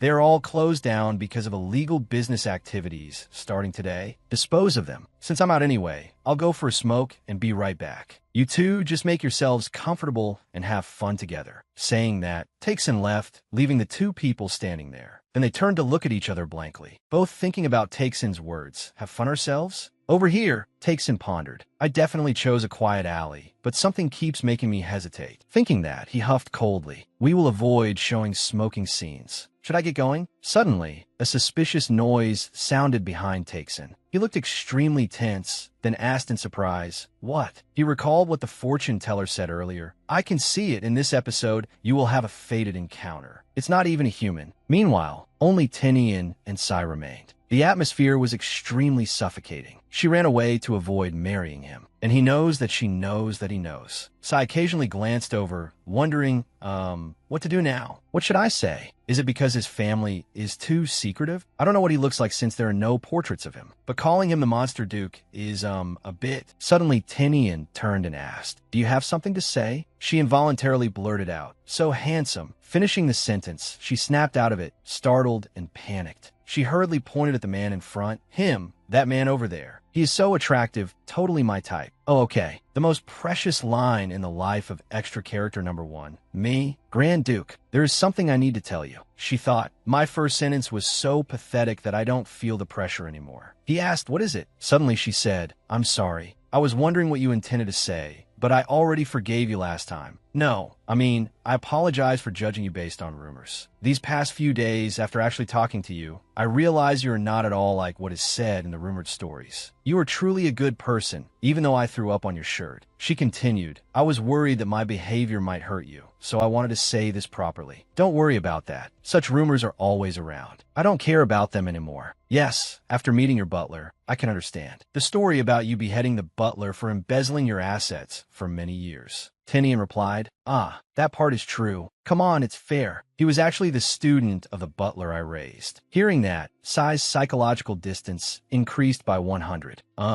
Maybe I should retreat while I can." Tinian smiled and said, "It's okay." Back to Takesen. "Wait, what is this?" Seeing bloodstains on the dog made him surprised. "What the hell happened to it? Why are you injured? Is there a veterinarian nearby?" Just as he finished his sentence, someone ran up shouting, "There you are. Catch that dog." Takesen asked, "Are you its owner?" "That's right." That thing suddenly ran away. Takesen sensed its trembling fear. Takesen helplessly scratched his head and sighed, "Oh my, really? Anyway, thanks for catching it. Here, I will." The man hadn't finished his sentence when Takesen interrupted. "How much?" I asked how much for this dog. "Oh, 50 coins, all right. Right now I don't have money, but the people with me do. I'll call them over soon." "Ah, those two don't have phones, do they? God, they're truly useless. Hey, if you aren't going to buy it, give the dog back." "Who said I'm not buying it?" "Wait a bit, I'm getting the money right now." The man suddenly pulled out a whip. "Listen here, you." Suddenly, a large shadow appeared, startling him. Tinian gloomily said, "What do you intend to do with that thing?" The man hurriedly said, "Never mind," then quickly found a way to flee. Takesen exclaimed, "Oh, arrived just in time." Tinian calmly said, "That is the protagonist's intuition." "Ah," Sai sat down, concerned for the dog. "What happened to the dog?" "It's injured so badly. Anyway, take it to the vet first and come back later." "But it's injured very badly. I want to ensure the dog gets treated. Can we take it back and care for it until it gets better?" Takesen objected vehemently. "No, taking care of it is one thing, but you can't bring a wild animal home. If you bring it back, I will throw it out." Sai put on a pitiful expression. "Mr. Tabi," the dog also whined, silently saying, "Please." Takesen, out of options, agreed. He sighed and said, "Fine, can stay outside, but it cannot step inside the house." "Great, thank you so much." And just like that, Takesen had a new friend in this world. Tinian scoffed, "The mansion is mine, though." Scene changed to the temple. Raymond walked in and spoke. "It's been quite a long time." Looking at the girl kneeling inside the sanctuary, Raymond called, "Lemoa." The girl turned to look at him and replied, "Welcome." to the Little Sun Empire. Can we skip these meaningless greetings? Lemoa laughed and said, Is that so? You're a busy person. What brought you here? Raymond asked, Lemoa, I really cannot meet the goddess, right? She suddenly laughed loudly. Haha, I can't believe you came all this way just to ask something like that. How dare you say that to me? I've spent my whole life in this wretched temple, all for the so-called honor of the royal family, pretending to be a saintess when I am not even one. But as for you, just because you're the crown prince, you have the position I desire so easily. Raymond hesitated. I don't want this position either. If I could give it up, I would have done so already. Your attitude only annoys me more. You know, it seems the Pope has arrived. Go back. I still have to pray to that damn goddess. Just in time, two people walked out from inside. High Priest Holy Moly called out, Lemoa. Sometime later. Hello everyone, it's Sai here. It's been quite a while since the last time I stayed at the Nadia Mansion. The dog we brought back last time is also about to fully recover. Recalling earlier, Takesin asked, You treated it yourself? Yes, I had to treat myself for a while. I think I'm quite confident. Do they have dog food here? If not, what do you plan to feed it? It's sick. Leaving it outside isn't very good either. But, you know, I saw on YouTube that you also have to walk it. I think it's because Tabi has been paying more attention. But I think it's quite weird to keep calling it dog. I'm thinking of giving it a name. What do you think? God, a name again. Tinian in the back silently said helplessly. Then what are we doing here? Over here, Sai suggested some names. Cocoa, Cookie, Biscuit, Candy. Takesin gave a name that couldn't be more absurd. Dog shit. Well, now it has a name. Tinian suddenly spoke up. Busu fits perfectly. The dog immediately ran over and peed on Tinian's leg. Tinian screamed, Filthy dog. Takesin laughed until he cried. Haha. Sai smiled, thinking to herself, maybe he doesn't realize it, but Tabi has a gentle side too, doesn't he? Back to the present. Sai looked around. Where did Tabi go? I should give him the gift. She called out loudly. Uncle Tabi, are you washing clothes yourself again? I told you to tell me, so I can help. It's fine, it's not that hard anyway, but what's up? She hesitated. Well, this is a gift from when my father visited. I noticed you seemed to care when your favorite clothes were ruined. So I chose a few things for you. It's not high-quality fabric or anything. I got paid for working as a library manager, so. Takesin picked up the pink shirt. Oh, you didn't have to. Before finishing the sentence, he suddenly went silent. Seeing that, Sai looked up in confusion. Suddenly, Takesin said, Thank you. Sai's eyes widened, silently amazed. Uncle Tabi, his expression looks a bit. Then both fell into a quiet atmosphere. Over here, Tinian also reached in his shirt, then took out a carefully wrapped gift. But it wasn't until evening that he walked to Takesin's truck. Takesin glanced over and called, Oh, Grand Duke. He also spoke up to greet. Mr. Tabi. Takesin, holding a glass of wine, offered, Do you want a drink? A few hours ago. Thinking back, I realize there are probably a bit too many ruffles. Huh? Ruffles are a strip of fabric pleated or gathered, creating a prominent decorative pattern or texture. I thought it would suit him, but maybe not. At that moment, she suddenly saw Tinian. Seeing him pacing back and forth, looking extremely confused, but why does he look like a puppy needing to go to the bathroom? Could it be he's trying to hold it in? Tinian immediately shouted, Not all. I am not. Sai hurriedly covered her mouth. Did I just say that out loud? No, it's just. Her thoughts are showing all over her face. Wait, is it that obvious? Then, exactly what made you look like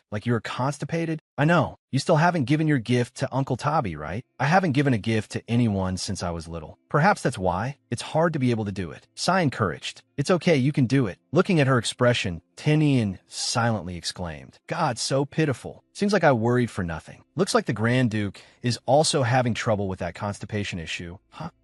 You could say it that way. Uncle Tabi didn't seem to like my gift very much. Hope he will like your gift. But my gift is just an accessory to go with yours, so there's no way he would like it. Take the pin for the shirt next to it and wrap it up too. Sai thought to herself, honestly speaking, maybe he's right. Back to the present. Do you want a drink? Suddenly Tinian sat down and replied, More than Sai. Oh, that's unexpected. All right, cheers. Tinian reached out to take it. Takesin immediately said, God, when an adult gives you something, you should take it with 2 hands, you know? While pouring wine, Takesin said, Your life still has a long road ahead. I'm just not used to this. Only after a while did Tinian awkwardly present the gift. Here, what is this? It's a gift. Sai, you too?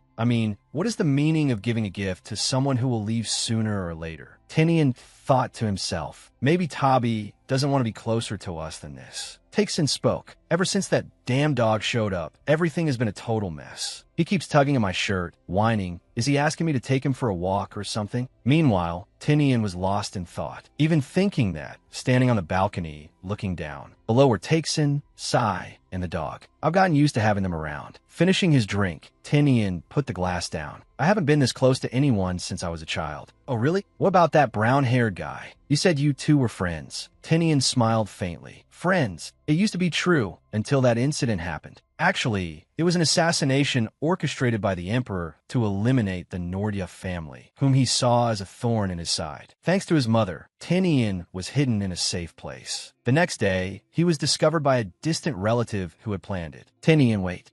Mother, father, brother. Tinian, I know this is hard to accept, but from now on, the fate of our family will lie in your hands. Even those I once considered friends turned their backs on me. I'm sorry, Tinian, but I just can't believe it. My father would never do such a thing. After that, I lived for the sole purpose of revenge. Tinian lowered his face and continued. Even so, perhaps everything would have been easier if I had died that day too. Taksin immediately lunged and hit Tinian repeatedly. You brat, don't you even cherish the life your parents gave you? Then Tinian glanced at Taksin and thought, or at least I was going to say that. I thought he would explode right there. Suddenly, Taksin spoke gloomily. Have I ever told you? I had a daughter, but it's been a while since she passed away in an accident. A car crash. My wife took her out for a walk, and she just wasn't paying attention for a moment, just a split second. That's how it happened. Tinian frowned, thinking to himself, Tabi's daughter. Taksin spoke again with a pained expression. For a long time, everything fell into chaos. My wife and I barely managed to endure each day. We fought fiercely every single day, blaming each other, saying things we shouldn't have said. If you had taken proper care of her, this wouldn't have happened. In the end, we couldn't even look at each other, even when not thinking about her. So we divorced. If I had been there that day, if the one who died had been me, the loss of a child made every day feel like living in hell. Grand Duke, do you understand why I'm telling you this? Because I know a truth. No matter how many times your parents could go back to that moment, they would choose to save you. You seem sure, don't you? I know, because I was a father too. So don't ever let that thought cross your mind again. Saying that, the image of Taksin's daughter flashed through his mind. And after Tinian left, saying he was going to deliver the gift, they all disappeared. Dawn was approaching, and Sai was worried to death, so she went looking for the two of them. Sai saw Tinian rolling on the ground and cried out. Whoa, what is going on? Taksin was still pouring wine with a flushed face. Uncle Tabi, are you okay? Why did you let yourself lie under the table like that? Suddenly, Taksin saw Sai as his own daughter. He hurriedly threw the wine glass away, then lunged forward and grabbed her hand. Daughter, since when did you grow so big? Since when? Are you eating well over there? Is school going okay? You haven't even appeared in my dreams these past days. Is something wrong? Are you having trouble? You know Dad is always listening to you, right? No matter what, I should have been there. I should have always been by your side. I miss you so much, my dear daughter. Sai was surprised and thought, I see. Tabi, he misses his family. She immediately hugged him. Am I crossing the line? Is it really okay if I do this? But then, thinking about it, she spoke up. I miss you too, Dad. Dad, very much. Suddenly, Taksin frowned. It seemed he had sobered up. He pushed Sai away. What? Oh my, you scare me. Why are you suddenly standing there? Are you cold? Dress warmly and go, kid. Yes, Uncle Tabi. Do you feel any better? Yeah. I'm fine. Totally fine.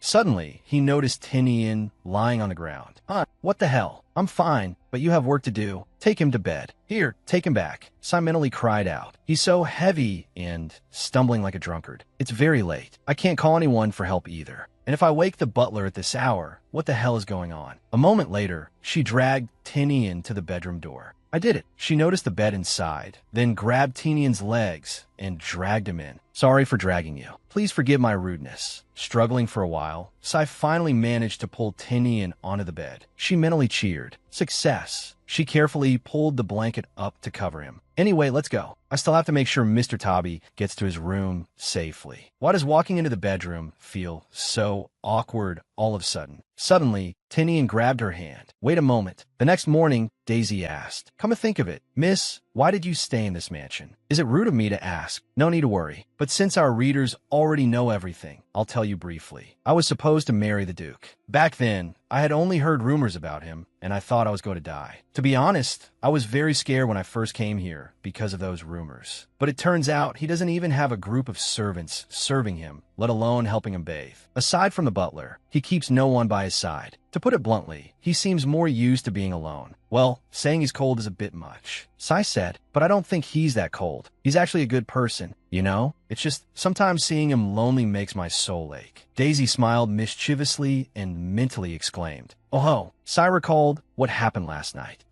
If it were now, do you think you could marry me? She was startled and thought, no way. How dare someone like me? Why am I thinking about that right now? She remembered Tinian's words from then. Don't go. He begged earnestly. Don't leave me alone. Sai had moved closer, sitting down next to Tinian. I won't go anywhere, really? Yes, I won't go anywhere. So if you're awake, please lie down immediately. Thinking about it, I never really apologized to you. Apologize to me? When we first met, I was rude to you. You've kept that in your heart all this time, even when you were a Grand Duke. Tinian spoke again. I forgot how to treat others gently. I know it's shameful to say this, but I don't want you to leave. All right, I won't do that. Sai reached out and gently tucked Tinian's hair. He gently closed his eyes and fell asleep. Stay with me. At this moment, Tinian woke up. He held his head and groaned. My head. Then images from the night before with Sai flashed up. He angrily kicked a hole in the blanket and shouted, "Damn it." The butler rushed in. "Are you okay, my lord?" Then everyone was present. My lord, my lord. My lord, he ordered. Everyone get out now. Sai poked her head in and asked, I thought you would feel tired, so I brought some food. Should I leave too? Tinian hesitated for a moment, then said, Wait here a moment. Oh, the Duke is up. Takes in thought. Why does he still look fine? So I brought a huge bowl. I was going to make milk stew to be easier on your stomach, but nothing cures a hangover better than a bowl of ramen. It's all thanks to Uncle Tabi's efforts. Duke, you should thank me. I was saving this to have as a snack with drinks later. Tinian exclaimed, Wow, lying without blinking. Taksin yelled, Stop talking back. So he immediately shoved ramen into Tinian's mouth to shut him up, then turned to feed Sai. Want some? So both of them were burning up as if about to breathe fire. Taksin saw this and was bewildered, not understanding what was happening. Uncle Tabi, you really should taste it. He patted their heads, thinking, too late, I've gotten too attached. While we can still be together, perhaps I should enjoy it. Thinking that, he said, See, the taste is perfect, isn't it? No, really. You really should taste it. Watching you kids eat makes me full. So, eat up or I'll stuff it down your throats. The dog standing outside witnessed everything, and it too turned and left in silence out of fear. A few days later, Tinian was standing pensively when someone announced, My lord, the crown prince has arrived. Tinian looked surprised and asked, Why do we receive this honor? Raymond reached into his coat and took out a card. I have this for you, a royal banquet. It means a party hosted by the royal family. Tinian held the card in his hand and thought, it seems to be an invitation to the royal banquet. What is it this time? Are they planning to consolidate royal power right amidst the nobles? When needed, they push me to the border out of fear. Now they insist on calling me back to places like this. Is it a forced marriage with the second princess this time? I really am a convenient chess piece in their eyes. Raymond said confusedly, Oh no, since this is a novel, an episode about a royal banquet should appear soon, shouldn't it? Hearing that, Tinian turned to look at him suspiciously. Anyway, you didn't come here just to deliver an invitation, right? What is the real purpose? Raymond smiled and replied, are Mr. Tabi and the young lady doing well? I was a bit surprised to hear that you let her stay at the mansion. Did you really come just to talk nonsense like that? But I'm very glad to see you seem well. Looking at Raymond smiling, Tinian thought, he hasn't changed at all since we were kids. Tian, listen to me for a bit. Duke Nordia, perhaps I'm the only one who has changed. Thinking that, Tinian said, I won't be staying here long. I promised to take them to see the Saintess during the National Foundation Day celebration. Raymond heard that and wilted, trembling and crying out, you can't, the Saintess is actually Duke. Just then, Taksin walked in and exclaimed, Oh my, that young man from back then. Oh my God, Rue. Raymond lowered his eyes, sweating and stuttering. Teach the family, my family. Tinian said, I know that. Then Sai and Taksin looked confused. Royal banquet? Tinian explained for Taksin to understand. It means a party organized by the royal family. I know that. Sai looked dazed and said, Royal banquet. Has the social season arrived? Raymond spoke up. Will the young lady also attend this party? No, I haven't even had my debutante ball yet. Taksin turned to Tinian and Raymond with a puzzled look. Is it necessary to be like that? No knowledge of romance novels. Suddenly Raymond lowered his head and said, "The two of you should come along with the Duke as well. Since it's a grand party, you can accompany him, bring people along." Tinian asked, "Is that okay?" "It is. It's perfectly fine. Let's do that." "No. I mean, what would I do at a party for young people?" Suddenly, Raymond stepped forward and grasped Takesin's hand. "No, I want you to come. I also want to repay you, Sir Takesin, for giving me courage." After that, Raymond said his goodbyes. "Then, I shall take my leave first." At this moment, Takesin still felt goosebumps from that hand-holding just now. That was creepy. On the side, Tinian thought to himself, "I wonder what he's thinking." Sai looked at him and silently wondered. Didn't he say he wasn't a noble? Suddenly, he turned and asked her, "So, are you interested in the party?" "Yes, I mean, when it comes to parties, everyone wears beautiful clothes and dances gracefully to beautiful performances. They say various high-class foods and wines are prepared too, right?" Takesin looked blank and said, "You know quite a lot, even though you say you've never been." "I've never been there, but my sister occasionally told me what happened at parties." As she recalled her sister's stories, Sai's face blushed with excitement. Remembering those images made Sai's mood dampen. Tinian glanced over and watched her intently without saying a word. Takesin exclaimed, "Wow. Well then, I'll go drink some wine and come back." Tinian handed a card to the butler and said, "Then I will prepare suitable attire for the party." "Surely you don't intend to go in that outfit, right?" "This outfit is normal. What's the problem?" "A large party like that requires some formality. It's a royal banquet attended by all the nobles." "Then I will definitely meet my family again. So my sister will also." Scene change. "Gosh, why did you tell me to become Count Ben's concubine?" the Baron said with a headache. "What else could I do?" Sai ran away. "That's why I told you from the start that we should have sent that little one to the Count instead of the Duke. I reached out everywhere after that. And is this the result?" The Baron shouted, "Shut up. Do you dare argue with my decision? Go prepare for your bridal lessons right now, Brody." Back to Sai. She thought deeply after Mom was kicked out of the mansion. "You filthy thing, don't let me see your face." Between a stepmother who was hostile to me and a father who was indifferent all the time, the only one who reached out to me in this house was, just call me Big Sister. Mom and Dad might not know, but I quite like you. Anyway, I'm bored of playing with dolls." At this point, Sai snapped out of it due to Daisy calling her. my lady here, hurry," and choose. These are dress designs. In the end, I have to go to the royal party. Actually, I don't necessarily have to go to the party. Do I have to take that ticking time bomb along with me alone? Takesin has completely forgotten noble etiquette. Tinian is like a wild beast, because there's a hidden pressure weighing on these small shoulders. At this moment, Takesin asked blankly, "Me? I have to wear this? The stuff you guys gave me? Just help me pick some pants that fit." "Yes." "Then I will adjust it a bit, since the author said it's too hard to draw." "Well then, next is here, come here, my lady." Being mentioned suddenly made her startle. "I've been looking all this time. Your figure is truly beautiful. Surely you can wear any design beautifully. If you leave it to me, I will definitely turn you into the sparkling main character of the party." Sai stammered,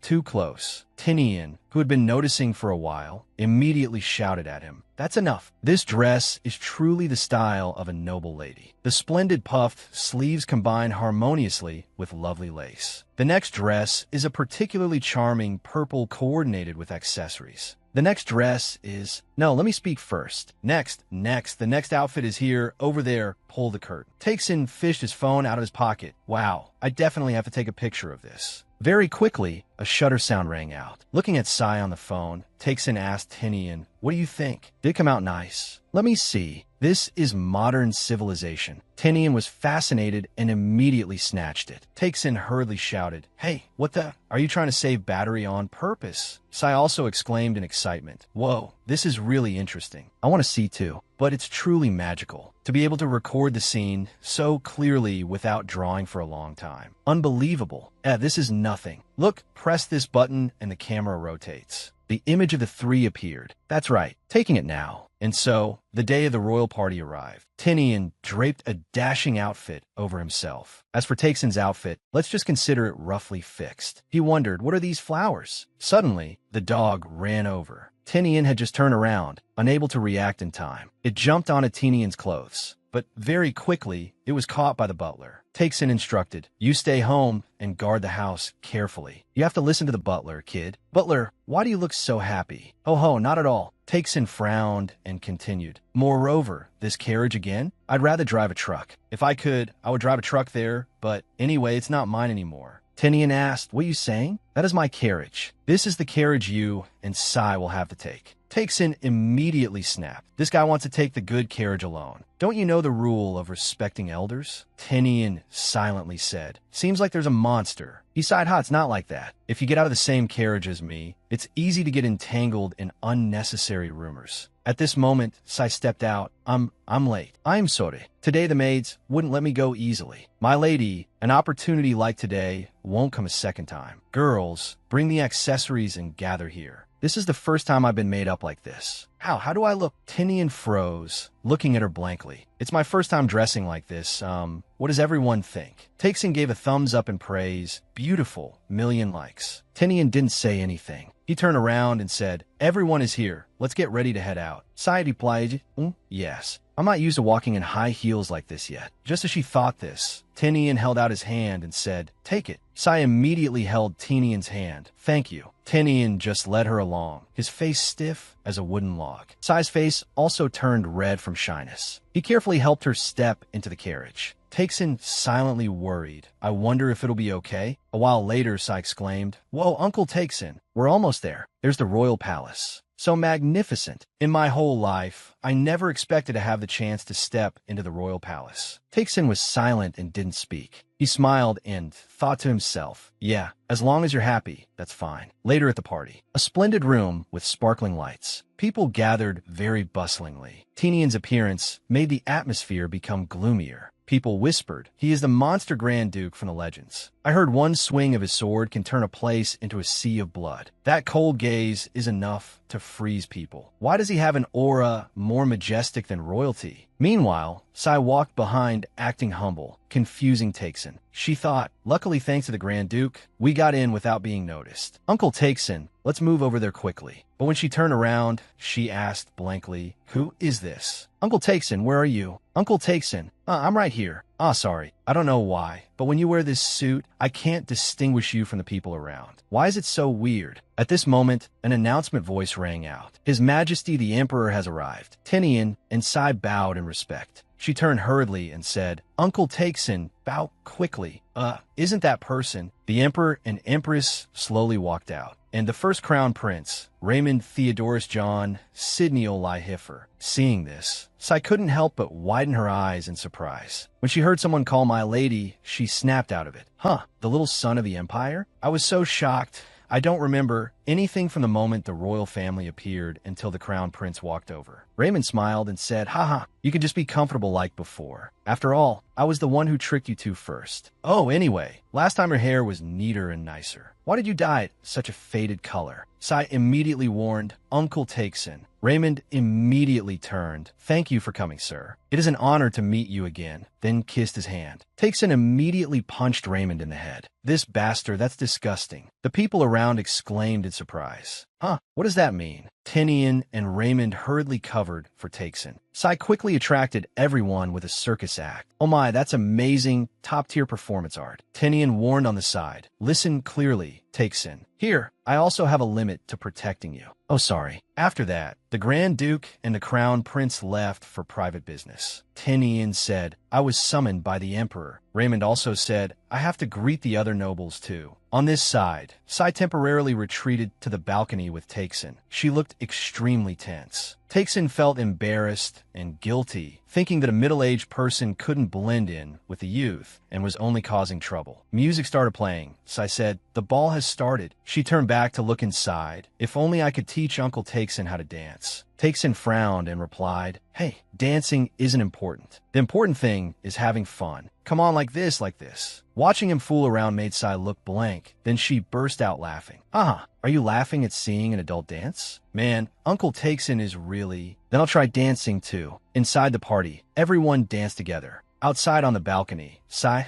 and Taksin also danced extremely happily. A while later, Sai raised her hand to wipe away sweat. Taksin danced regardless of the era. Oh my god, jump up, yeah, jump up, yeah. It's really fun to just let yourself go with the music carelessly like this. Look, I told you so. By the way, where's the restroom? Actually, I've needed to pee for a while now. Go out the balcony, straight into the hallway, then turn right. Do you need me to go with you? Do you think I'm 5 years old or something? I can go by myself. Sai smiled as she watched Takesin's back. After that, she looked up at the night sky. She thought deeply. Before coming to the banquet, my heart was still full of anxiety. But it really is lucky that I came here with everyone. By the way, the day for Takesin to return to his world is coming soon. Even though I was the one who said I would help him return, why does my heart feel so heavy? Suddenly, there was the sound of footsteps approaching, along with a voice speaking up, "Long time no see." Sai turned her head. Surprised, she called out, "Big sister." She stepped forward to hug Sai. Back a bit before that, "My lady is becoming more splendid and beautiful by the day. Isn't she?" The Baron replied. "You flatter me. It's truly embarrassing." On the outside, Sai's sister acted happy, but inside she was secretly cursing. Damn it, suddenly people were noisy. Oh my, that's amazing. It caught her attention. Looking over, she saw her younger sister performing, and Tinian's group along with the Crown Prince. Seeing Sai smiling happily with them, she smirked maliciously. Then she called out, "Father, I need to speak with you for a moment. Don't you see that?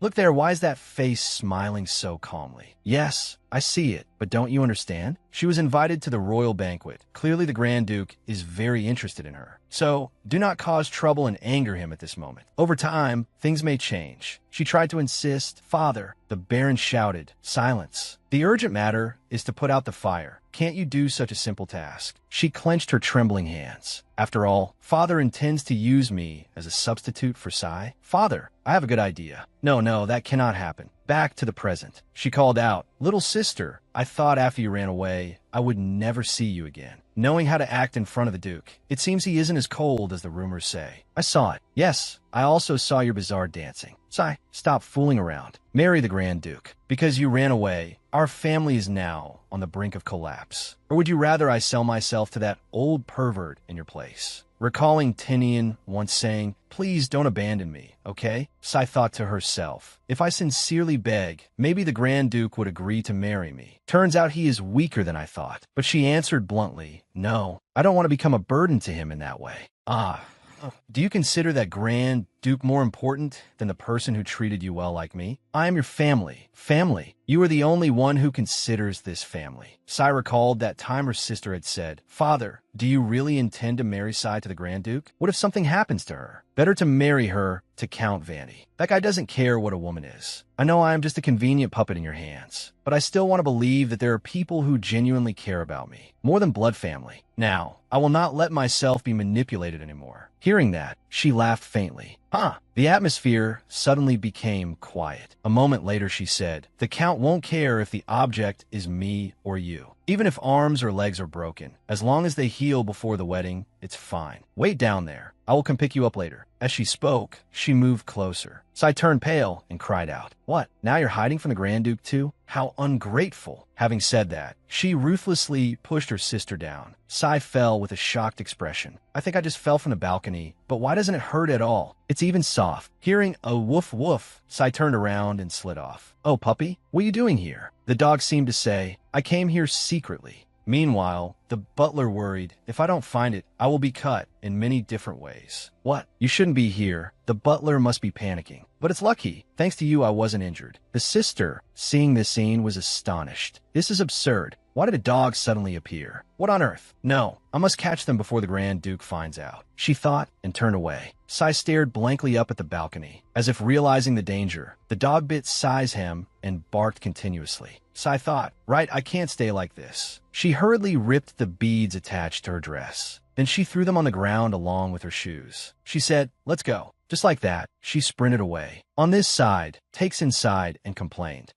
this world is truly wretched. Even going to the bathroom once is unbearably troublesome. How many times is this? This hallway just passing through." Thus, Takesin intruded into the ball. A staff member approached, offering drinks. A glass of premium wine, full-bodied, expensive, exquisite, delicious here. "Give it here quickly." Suddenly a voice rang out, "Takesin, oh, the Grand Duke is done already?" Suddenly Tinian stared at him. He looked confused, not understanding what was going on. "Is my zipper open?" "Oh no, that's not what I mean." "What?" Recalling what Raymond said. "As I said, a saintess? That is just a hoax for the royal family to show off." Tinian frowned and remained silent for a while. Why are you telling me that? I didn't expect you to dare make promises to Takesin, even if you bring Takesin to the Foundation Day ceremony. Tenian, this saintess won't be of any help. Is the Grand Duke leaving? No, Tenian. I have probably partially guessed the truth. What you told me that day was true, but I chose to believe in my father and family and betrayed you.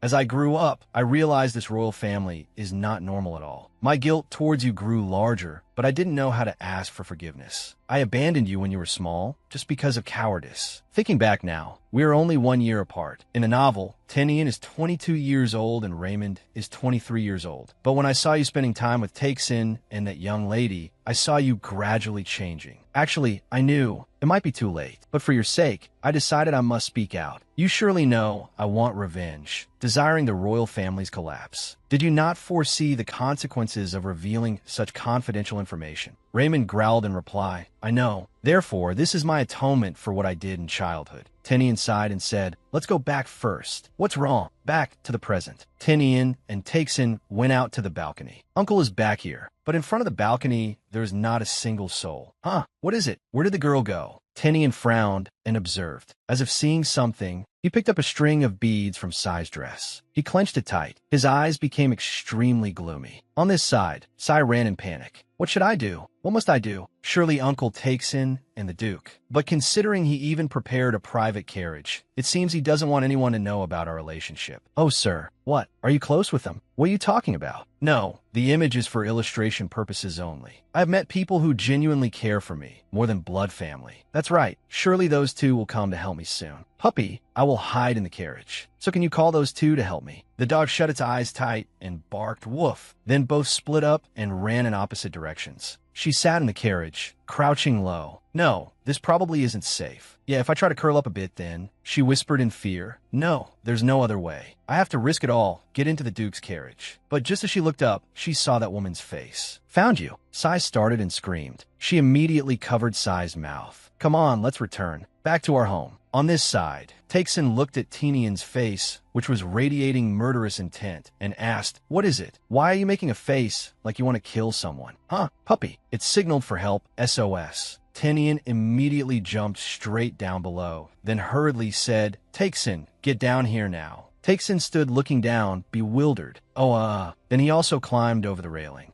Falling death. But Tenian below had caught him neatly. Tenian clicked his tongue in annoyance. TCH, put me down quickly. And right after that, with the dog leading the way, the two ran behind. Tenian ran while clenching his lips in anger. Takesin cried out, oh my God, I'm out of breath. Suddenly he stopped, frowned, and shouted, Sai. The Baron and the sister were dragging her away. Sai heard that and turned around, just as Tenian appeared, speaking in an icy voice. You dare. Surely the Baron here finds my words to be like a joke, doesn't he? He hurriedly knelt down. No way. My eldest daughter was thoughtless and acted rashly. I was just intending to stop her. No, father. Grand Duke, But seeing the crushing aura of the Grand Duke, she also knelt down begging, oh my God. Sai, what is happening? Uncle Takesin, Grand Duke, Puppy. Sai ran and threw herself into Takesin's arms. I'm so happy. I knew everyone would come to save me. Tenian looked at them and said, all right, this time I'll prioritize this side first. All three of you, line up here, back to the mansion immediately. Suddenly Tenian stepped forward and picked Sai up.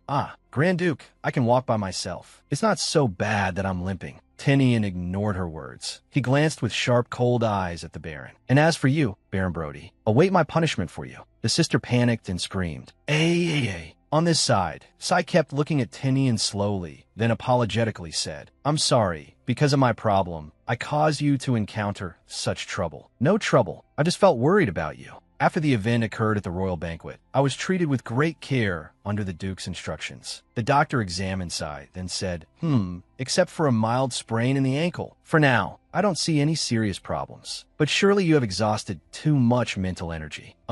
Actually, I really am fine. Lying in the Grand Duke's bed like this makes me feel embarrassed. He frowned and said, this stage requires maintaining a state of absolute rest. Lie down immediately. Pressured by his aura, she hurriedly lay down right then and there. Yes. After the doctor left, Tinian said again, now then, there surely won't be any entanglements with Baron Brody anymore. Sai replied in surprise, ah yes. She thought to herself, turns out the Grand Duke took action. Naturally, this matter not only affects me, but also damages his dignity. He stood up to leave. Well, I should also go solve the pile of backlog work. She sat up and replied, ah yes. Suddenly Tinian turned back, grumbling, absolute quiet for recovery. I said lie down. Daisy startled. Understood. Now girl, this is stew with lots of milk. Ah, come on, you understand, right? I will scoop it myself. Sai pondered silently. Father, mother, sister, I guess we will never meet again. I have become an ordinary fallen noble. It's strange. I don't feel happy at all. On the contrary, I feel something suffocating. Oh, I'm choking, Daisy said to Takeson. She has been in this state for a while now. Oh my god, choking, really choking. At a time like this, must use the secret weapon. Takeson pulled a sewing needle out of his pocket. Daisy asked in panic, what? That voice sounds familiar. What do you intend to do with that? Sai also called out worriedly. Uncle Takeson. He moved closer and said, just a prick on the hand, and you'll be cured immediately. The servant imagined the needle piercing through the hand and was terrified. Ah, no, what are you saying? Suddenly, Sai reached her hand out while reassuring her. No, Daisy, I believe in his acupuncture skills. Although she said that, her face looked extremely tense. She turned her head to look elsewhere, mumbling to distract herself. Now, let's go. La la la la la. Dung dung dung dung.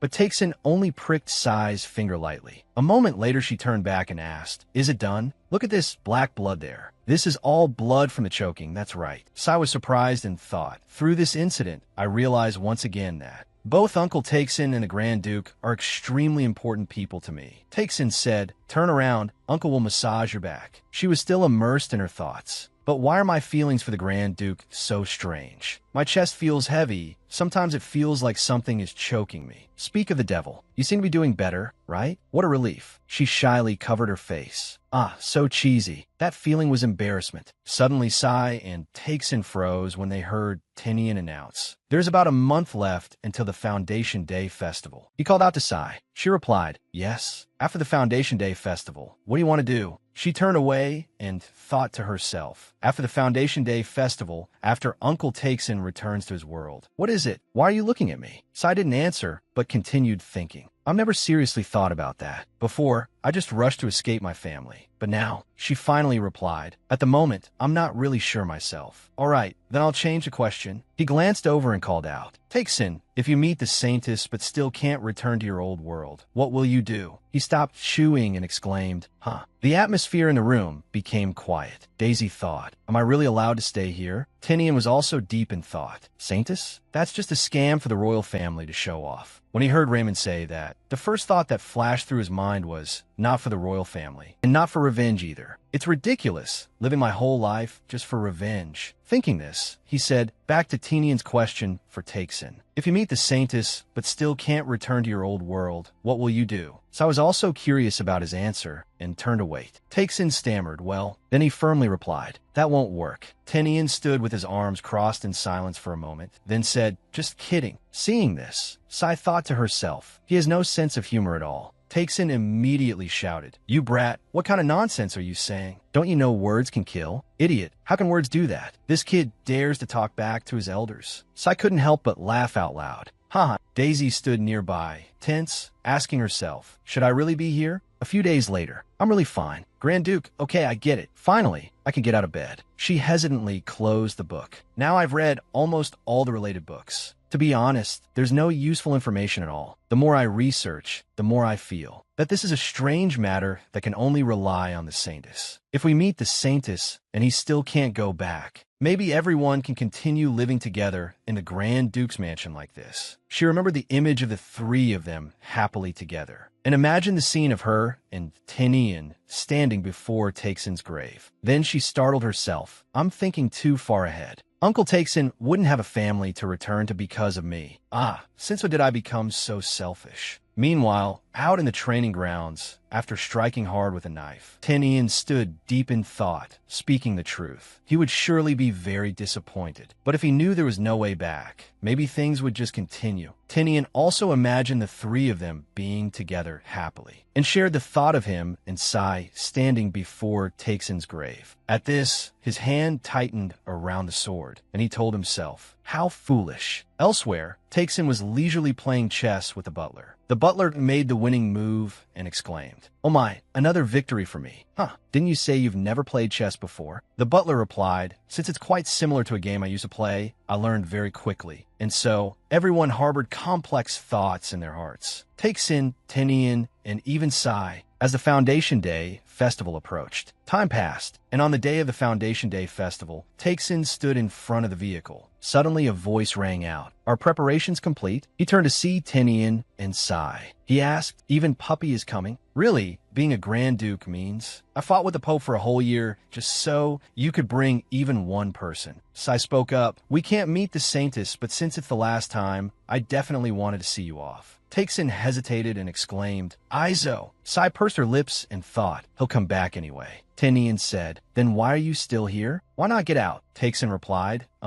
It's just regret, so I can't bear to leave. I spent time living and dying with this brat after all." He pondered, "Looking back, if I return, I'll get beaten for losing the parcel, and I'll have to buy a new truck too. My current savings." Thinking of this, he said, "Can you return this truck to me?" Tinian agreed, replying, "Take it yourself." "Awesome, but this vehicle is almost out of gas. What if it runs out halfway? Then just like last time, tie it to horses and pull it. 43 horsepower means 43 horses. Anyway, then I will follow in the truck. You guys head out first in the carriage." "Okay." Tinian helped Sai into the private carriage, then ordered, "Let's slowly head out." Takesin sat in the vehicle with a regretful expression. Later, they arrived at the temple. Seeing the Pope, Takesin exclaimed, "Oh my God." Then he told himself, "If I do something like last time at the Divine Temple, that won't do. Before coming here, I was already scolded by the Grand Duke. This time I'll just stay silent to get it over with." At the same time, Tinian covered his mouth with his hand. The Pope spoke.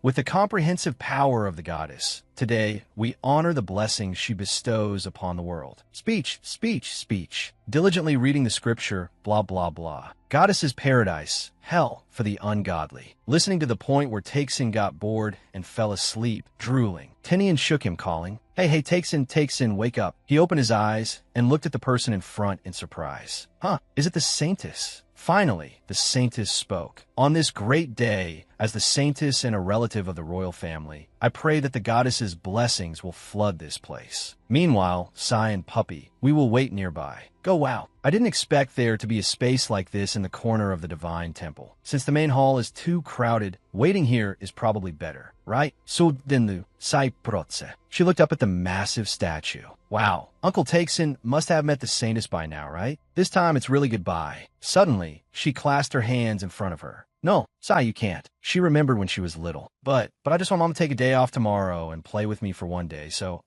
if I sincerely pray to the goddess, maybe she will agree." Sai listened to her mother. Actually, the goddess doesn't exist. No matter how sincere you are, prayers cannot reach her. So from now on, never pray again, especially in front of others. It seemed perhaps a bit forced, random, and hastily constructed. But regardless, Mom had said that to me. She stopped thinking back. Maybe because Mom didn't have time to play with me. She said that so I wouldn't feel hurt. But Mom, I still believe in the goddess. Uncle Takesin is the proof. Some might laugh at me for being naive, but I even think the goddess sent him to me. At this point, she prayed sincerely. "I pray that Uncle Takesin, who changed my life, can safely return to where he belongs. Oh, all-powerful, great, beautiful, benevolent, wise, perfect, noble, elegant, just, righteous, and strong goddess, light and hope of the world. I pray with all my heart." Nearby, a priest was walking and suddenly stopped. What was that voice? Looking in the direction of the voice, the priest saw Sai standing there. Elsewhere, the two of them finally got to meet the Saintess. "Nice to meet the little moon of the Empire." "Nice to meet." Brother Tinian, speak naturally then. Who is the person next to you?" Takesin immediately criticized, speaking informally. Immediately, he received a sharp glare from Tinian. he softened his voice. Hello. I want you to listen to this person's story for a moment. A strange face. Finally, the Grand Duke has a duchess. Taksin wondered, what is a duchess? Tinian immediately whispered an explanation for Taksin to understand. Taksin immediately flew into a rage. Tinian advised, endure it. First, explain the situation. All right, I've heard the story. I will speak to the goddess. Tinian looked at her and asked silently, by the way, how had you been playing the role of Saintess in front of everyone until now? At that moment, Lemoa looked at the statue and shouted, Goddess, answer me. Taksin and Tinian were bewildered by Saintess Lemoa's outburst. I got it. The goddess's response. Cannot say. Now, get out. Later, Sai heard the news and couldn't help but be surprised. Unbelievable. Even the goddess can't solve it. So what do we do after all? Arg, but this is really delicious. Tinian asked, where is Puppy? Suddenly went missing somewhere. Taksin still sat there, brooding and gloomy. Suddenly Tinian turned and called, Taksin, until we find a way to return, please continue living with us. Seeing him plead like that, Sai silently exclaimed, Grand Duke. He spoke again, I know this is selfish, but only after meeting you people could I think of something other than revenge. Can you stay with me a little longer? Sai thought to herself, does he have the same thoughts as me? Then she spoke up, Uncle Taksin, me too, I feel the same. Actually, I also want you to stay with us a little longer. Oh my, these kids. He scratched his head and said awkwardly, well, there's no other choice anyway. Come on, let's go home. But there isn't enough gas to get home. Prepare 43 horses. Scene change. A loud voice rang out. What? Literally. A real saintess has appeared. Holy Temple, Chapter 1, Article 3. The Goddess's Word. I will respond with golden light to the sincere call of the vessel that contains me. It matches one person perfectly, and she appeared at the temple with Grand Duke Nadia's entourage. The Emperor shouted angrily, Nadia again? Raymond was secretly surprised. Then, that young lady, Sai, is the real saintess? The priest said, if a real saintess appears, the royal family and the temple, both foundations will be shaken violently. I'm very concerned about that. Do you think so too? Your Majesty. Correct. We must uproot all dangerous seeds. Raymond was startled. Father plans to kill them? But this is just hearsay. Maybe the high priest is mistaken. Moreover, it's not certain that the young lady is related to Grand Duke Nadia. The Emperor immediately said, right. You have always covered for him like this. No, that's not it. Perhaps I have indulged you too much. The Emperor ordered, drag him away. Raymond begged, Your Majesty, I misspoke. Please spare them. Your Majesty, Father, High Priest, I give command to you. Bring back a confirmed report. As you command. The Emperor crushed the wine glass in his hand. Do not let a single one escape. Back to Tinian's group. Why did you park the vehicle so far away? Because it was crowded there, so I thought my legs would break having to park far away and walk back here. I was guarding it carefully. After that, they regrouped and decided to depart together. But we still have to find a way to help Uncle go back. I've read all the books in the library. Is there any other way to find more information? Tinian and Taksin looked blank. You read them all? Tinian said, if we ask Raymond, we might be able to use the royal library. Sai waved her hands immediately. How could someone like me dare to bother the crown prince? Suddenly, Tinian asked, then, if you were the Duchess, would it be okay? She asked blankly, what? I was just joking, don't mind it. I don't care who becomes the Duchess. Grand Duke, really, you have no sense of humor at all. Taksin stared at Tinian. Suddenly, the carriage shook. Tinian looked out vigilantly. What's wrong? Suddenly, Tinian realized something. Taksin asked curiously, what is it? Is something wrong? Tinian said coldly, quiet, don't go outside. Sai looked anxiously in Tinian's direction. At this moment, he stepped out of the carriage. The driver had been assassinated. Tinian's expression became extremely gloomy. From the bushes, a group of assassins appeared in front of Tinian. He frowned and said, how obvious. They replied, no guard at all. Then immediately rushed in. Die, you bastard. Tinian quickly drew his sword to block. He continued his previous sentence. And quite stupid too. Damn it, a sword master is truly different. I can't see the sword's path. This movement is like the desperation of an author trying to hide a cheap fight scene. No other choice. Blind him then attack in an instant. Thinking this, he took out something. Tinian vigilantly noticed it. He quickly covered his mouth and nose with his hand. In an instant, they all lay flat on the ground. He choked the last one. Stupid. At this moment, he remembered Takesin and Sai. He turned his head to look at the carriage, only to see Takesin clutching a wound and shouting, "Sai, someone took the girl." Tinian's face darkened. "What?" Takesin tried to walk over and said, "We must find her immediately." Takesin, "I don't know why. You've been stabbed. I will find Sai. So, at least go back to the mansion for treatment." Takesin insisted. No. Recalling earlier, a masked man entered the carriage. Sai asked fearfully, "What? Who are you? What is happening outside?" He didn't answer, but reached his hand towards Sai. Takesin worriedly lunged forward. "Sai." The masked man immediately stabbed Takesin. "Where do you think you're going?" Then he picked Sai up and took her away. Sai could only scream helplessly.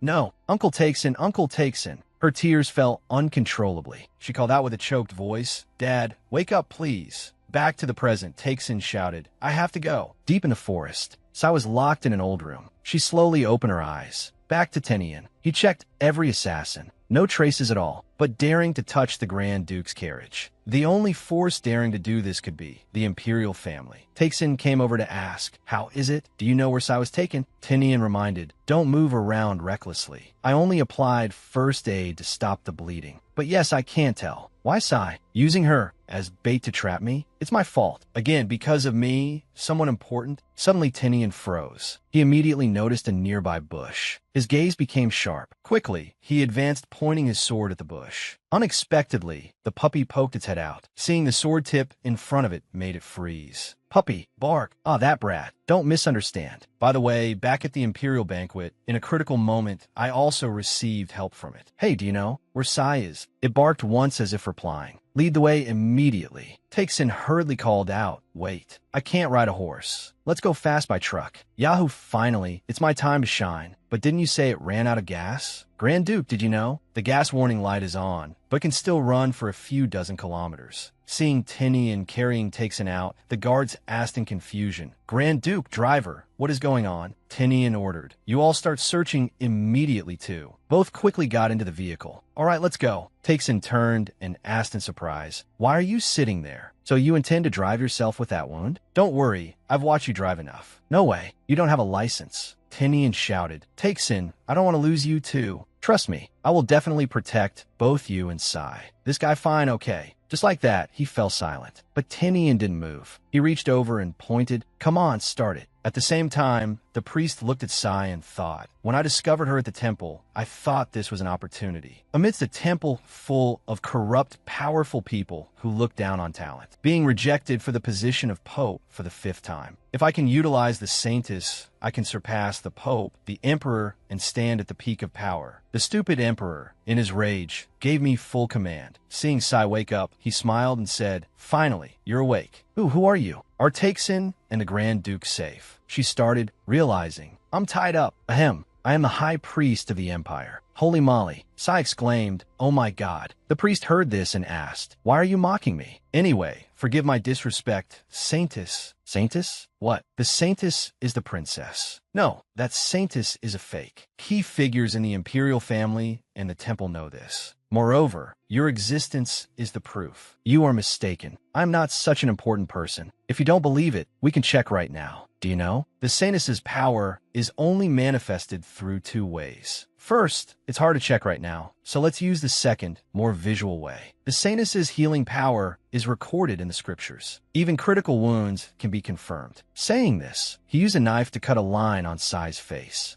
"Then let's begin." Sai asked in shock, "What is this?" "Just kidding. No need for that. I understand too. By the way, you used to be with Grand Duke Nadia, right? So you know the Emperor is always lurking to take the Grand Duke's life? Power is threatened, so he wants to eliminate the Empire's talent. Corrupt humans are truly unacceptable. Therefore, I want to change this Empire with the Saintess. If you can protect the people you cherish, isn't that good for you too? If you take my hand, you won't regret it. Just answer yes or no." Sai replied, "You already hurt the person I cherish." He stroked his chin, thinking for a moment, then remembered stabbing the person with Sai. "Ah, that ragged servant." Sai interrupted, "He is a wonderful knight. You attack and threaten innocent people for personal gain. You're just a despicable person like them." She told herself, "I will not live a life controlled by others anymore. even if I die here, she shouted firmly. I will never stand on the side of someone like you.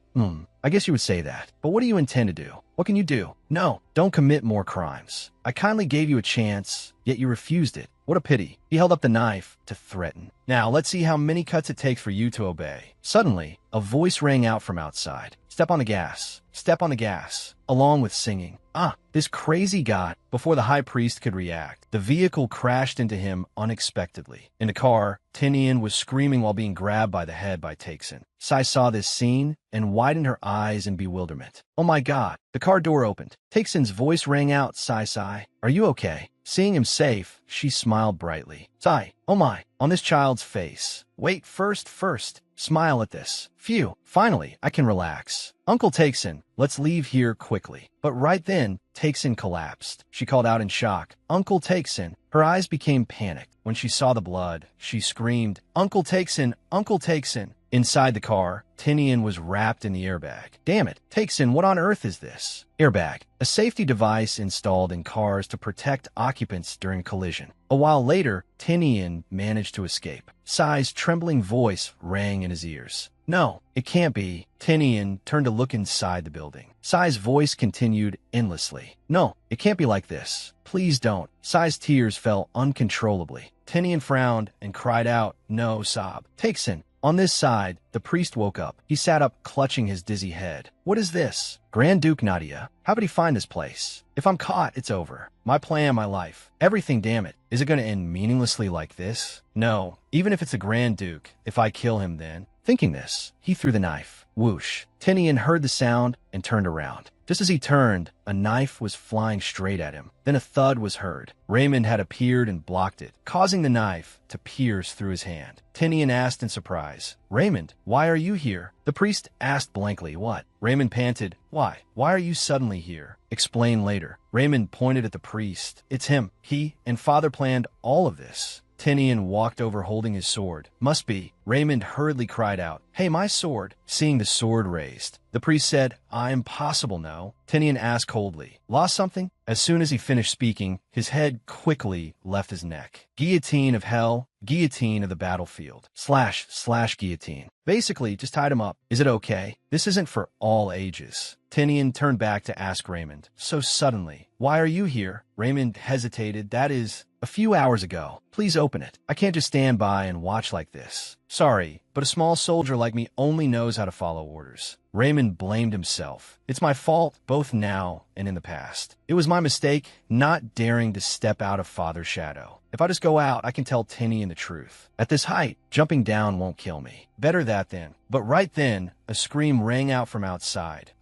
Then the door opened. I don't understand what's happening. But taking that opportunity, I escaped. And while searching around, I heard a loud noise, so I ran to check. Right? And what about Miss Sai? Mr. Takeson is... Suddenly Raymond sat down in shock and exclaimed, Over there is that saying true? Tinian stood blankly, not understanding what was happening. On this side, light emitted from around Sai. Her eyes slowly opened, then suddenly opened wide. The light flashed, blinding both Tinian and Raymond. At this moment, Takeson also opened his eyes. Surrounding him was only brilliant light. He sat up wondering, Am I dead? A voice rang out. No, nice to meet you. I am the one you have been searching for everywhere. And also the one who can send you back to your original world. I am a goddess. So, that means Sai is this so-called saintess? And on the other side, the conditions were met, so you could finally appear, right? That's correct. The power of the saintess that the high priest spoke of, the conditions to summon me, are the saintess's blood, tears, and a sincere prayer. Great almighty goddess blah blah something, but can you do it? Please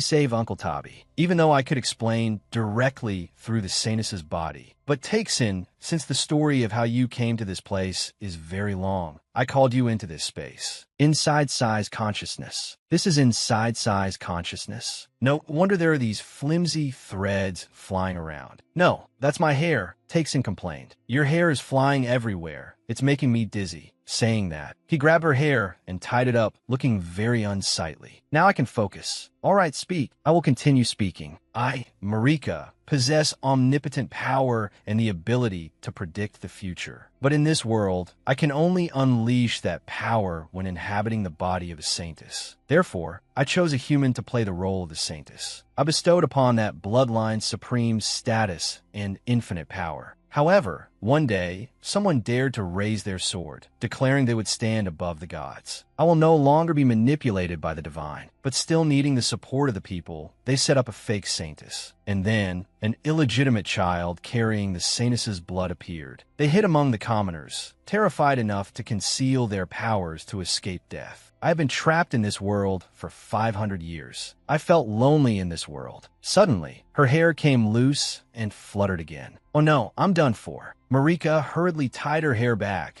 before Taksin could grab her head again. Taksin exclaimed, "Oh, so that's all a god amounts to?" Marika replied, "That's right. I am merely a tool for the saintess, the female lead, to awaken." Huh? What do you mean? You are so slow to understand. This place is a world inside a novel. Marika, the one trapped in this world. Marika's consciousness was still hazy. After that, I tried my best to contact the saintess, or rather, any human. But for 499 years, until now, I could only possess ordinary creatures. Is that a god? Why am I useless without a saintess? Like being blocked by 4 invisible walls. Come on, let's start over. Year 500. Thanks to the reader's intense love for the work, my omnipotent power, supernatural phenomena, and the onion effect combined perfectly. I realized the truth. This is a world inside a novel. From then on, I could observe the readers through the book.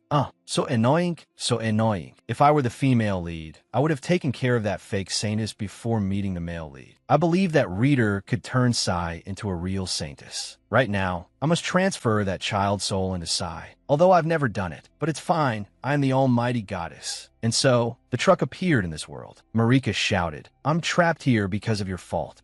There was no other way. I didn't expect this either. And I am a goddess. Marika regained her composure and continued. After that, I couldn't see the world beyond the book anymore. So what about the reader who got hit by the car? I don't know either. You just kept disrupting this world. Taksin asked in bewilderment. Me? I suffered greatly having to possess those weak creatures to watch over those people, you know? Taksin asked, "Was it the puppy?" That's right. Suddenly, screams rang out from outside. Marika said, "It seems Sai, the first person to accept me, is suffering mental overload. Now, she can use the goddess's power. Rest for now and call me later. I will send you back to your old world immediately." At this moment, Taksin returned to Sai's side. Both of them startled awake.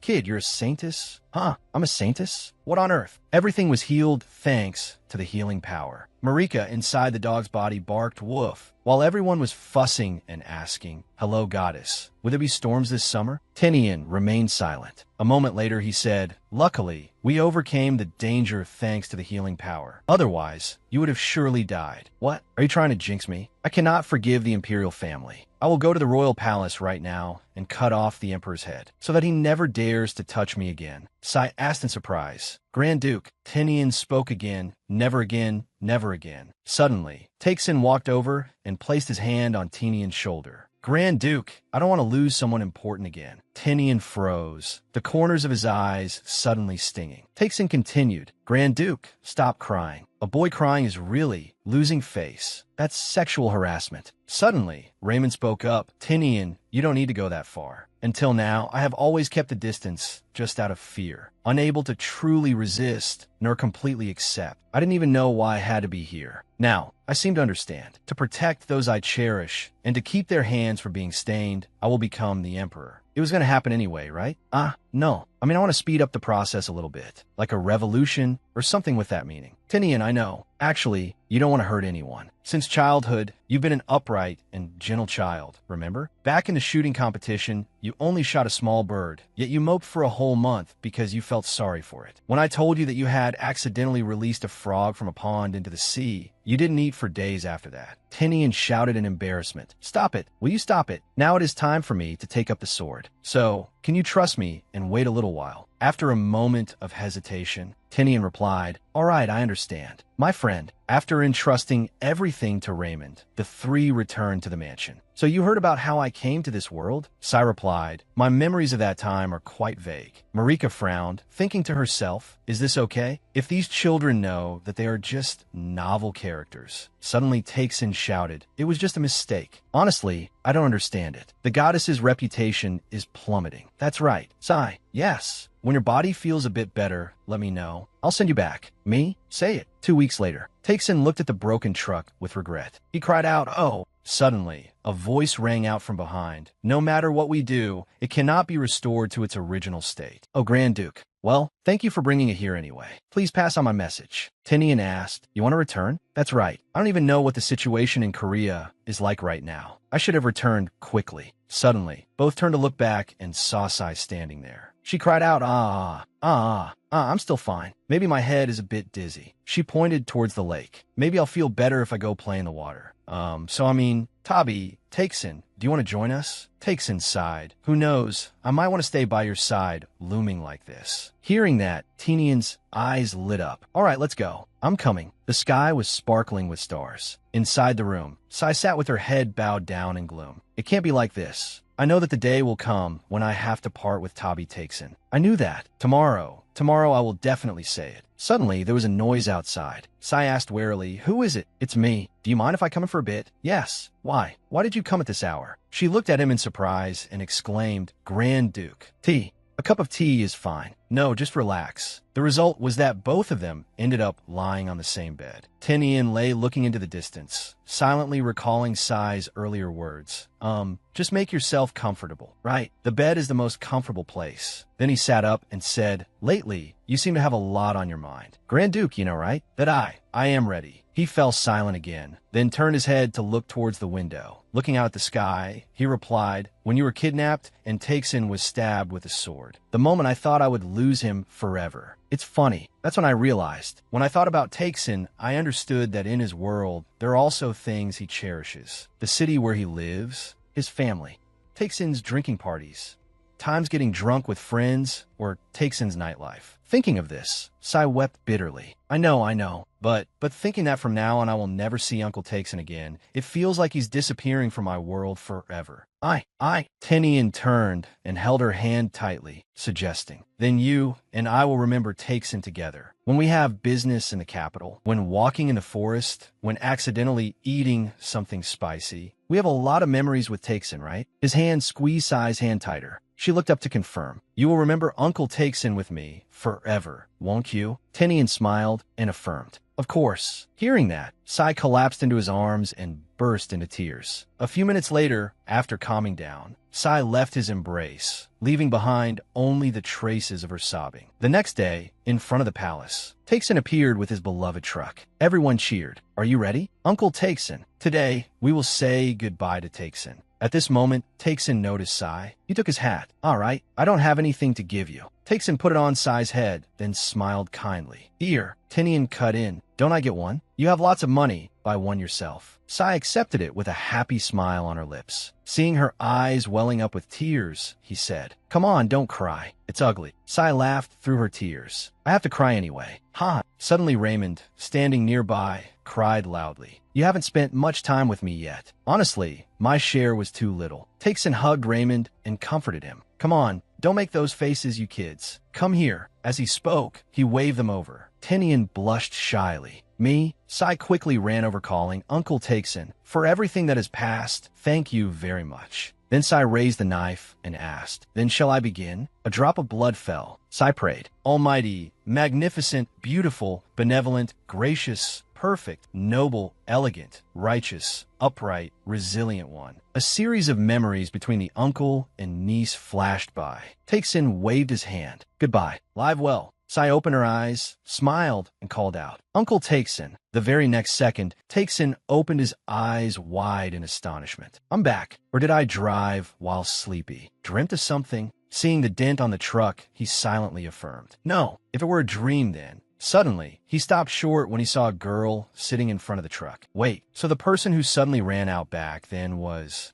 didn't hit her. Thank goodness it wasn't a dream. Are you okay? Who told you to rush out when the light was red? Sorry. Takes-in noticed the novel lying on the ground. He walked over to pick it up when the girl called out. On my book. He silently flipped through the pages of the book. Then a smile blossomed on his lips. The girl before him was confused. What is it? This smile is relaxed but has a bit of bitterness. Are you dead? Suddenly the girl screamed. Don't joke. I should have been the one to go. Takes-in shouted. Hey, stop. He pointed at the book. This book? Where did you buy it? Elsewhere. Sai sat beside Takes-in's gift and wrote a letter. Hello, Uncle Takes-in, it's Sai. After Uncle Takes-in left, our world has also changed a lot. Yeah, perhaps what surprises you the most is the Grand Duke is no longer the Grand Duke. Oh no, the Grand Duke is still the Grand Duke, but Tinian has become more caring towards everyone. Come down and have dinner with everyone. After Uncle Takes-in left, I also thought a lot about the life I want to live. A free life, unbound by family or any role. I decided on that. Sai suggested, Grand Duke, I want to travel. Tinian was a bit surprised. But right after that, he stood up and said, I will go too. But the Grand Duke is still busy with family affairs. Then I won't be Grand Duke anymore. His words left her bewildered. You're really straightforward these days. I don't want to be Grand Duke.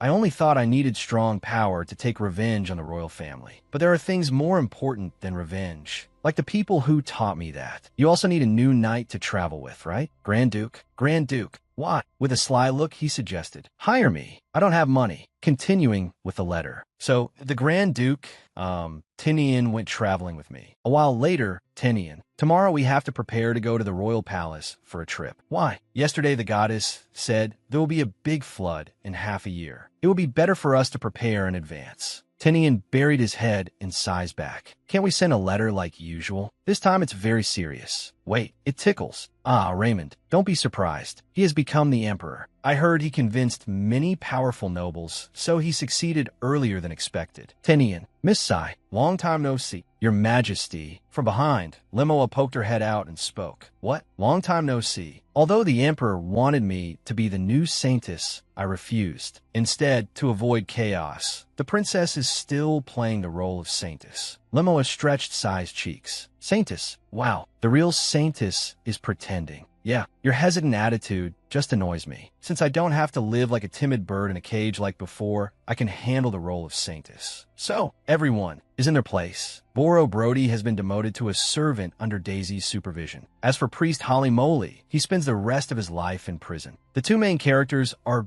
busy experiencing life. Which region should we go to next? Anywhere is fine. I hope one day this letter will reach Uncle Takes-in. I will stop writing here. Sai. After that, the goddess appeared and asked, Going to send the letter? Sai was bewildered. Just finished a touching moment. Then saying what again? Goddess. Before I called Takes-in to this world. Now we can also go there, right? Never tried, but I am an almighty goddess. Back to the present world. Takes-in, 53 years old. He was pensively looking at the photo taken before. Takes-in, a truck driver working in the parcel delivery industry. An ordinary middle-aged man in Korea. Today, like every other day, ending a busy day. On the way home late at night, he is now... A light flashed, making Takes-in annoyed. My eyes. Takes-in got out of the car, grumbling. What kind of headlights are so crazy? Almost.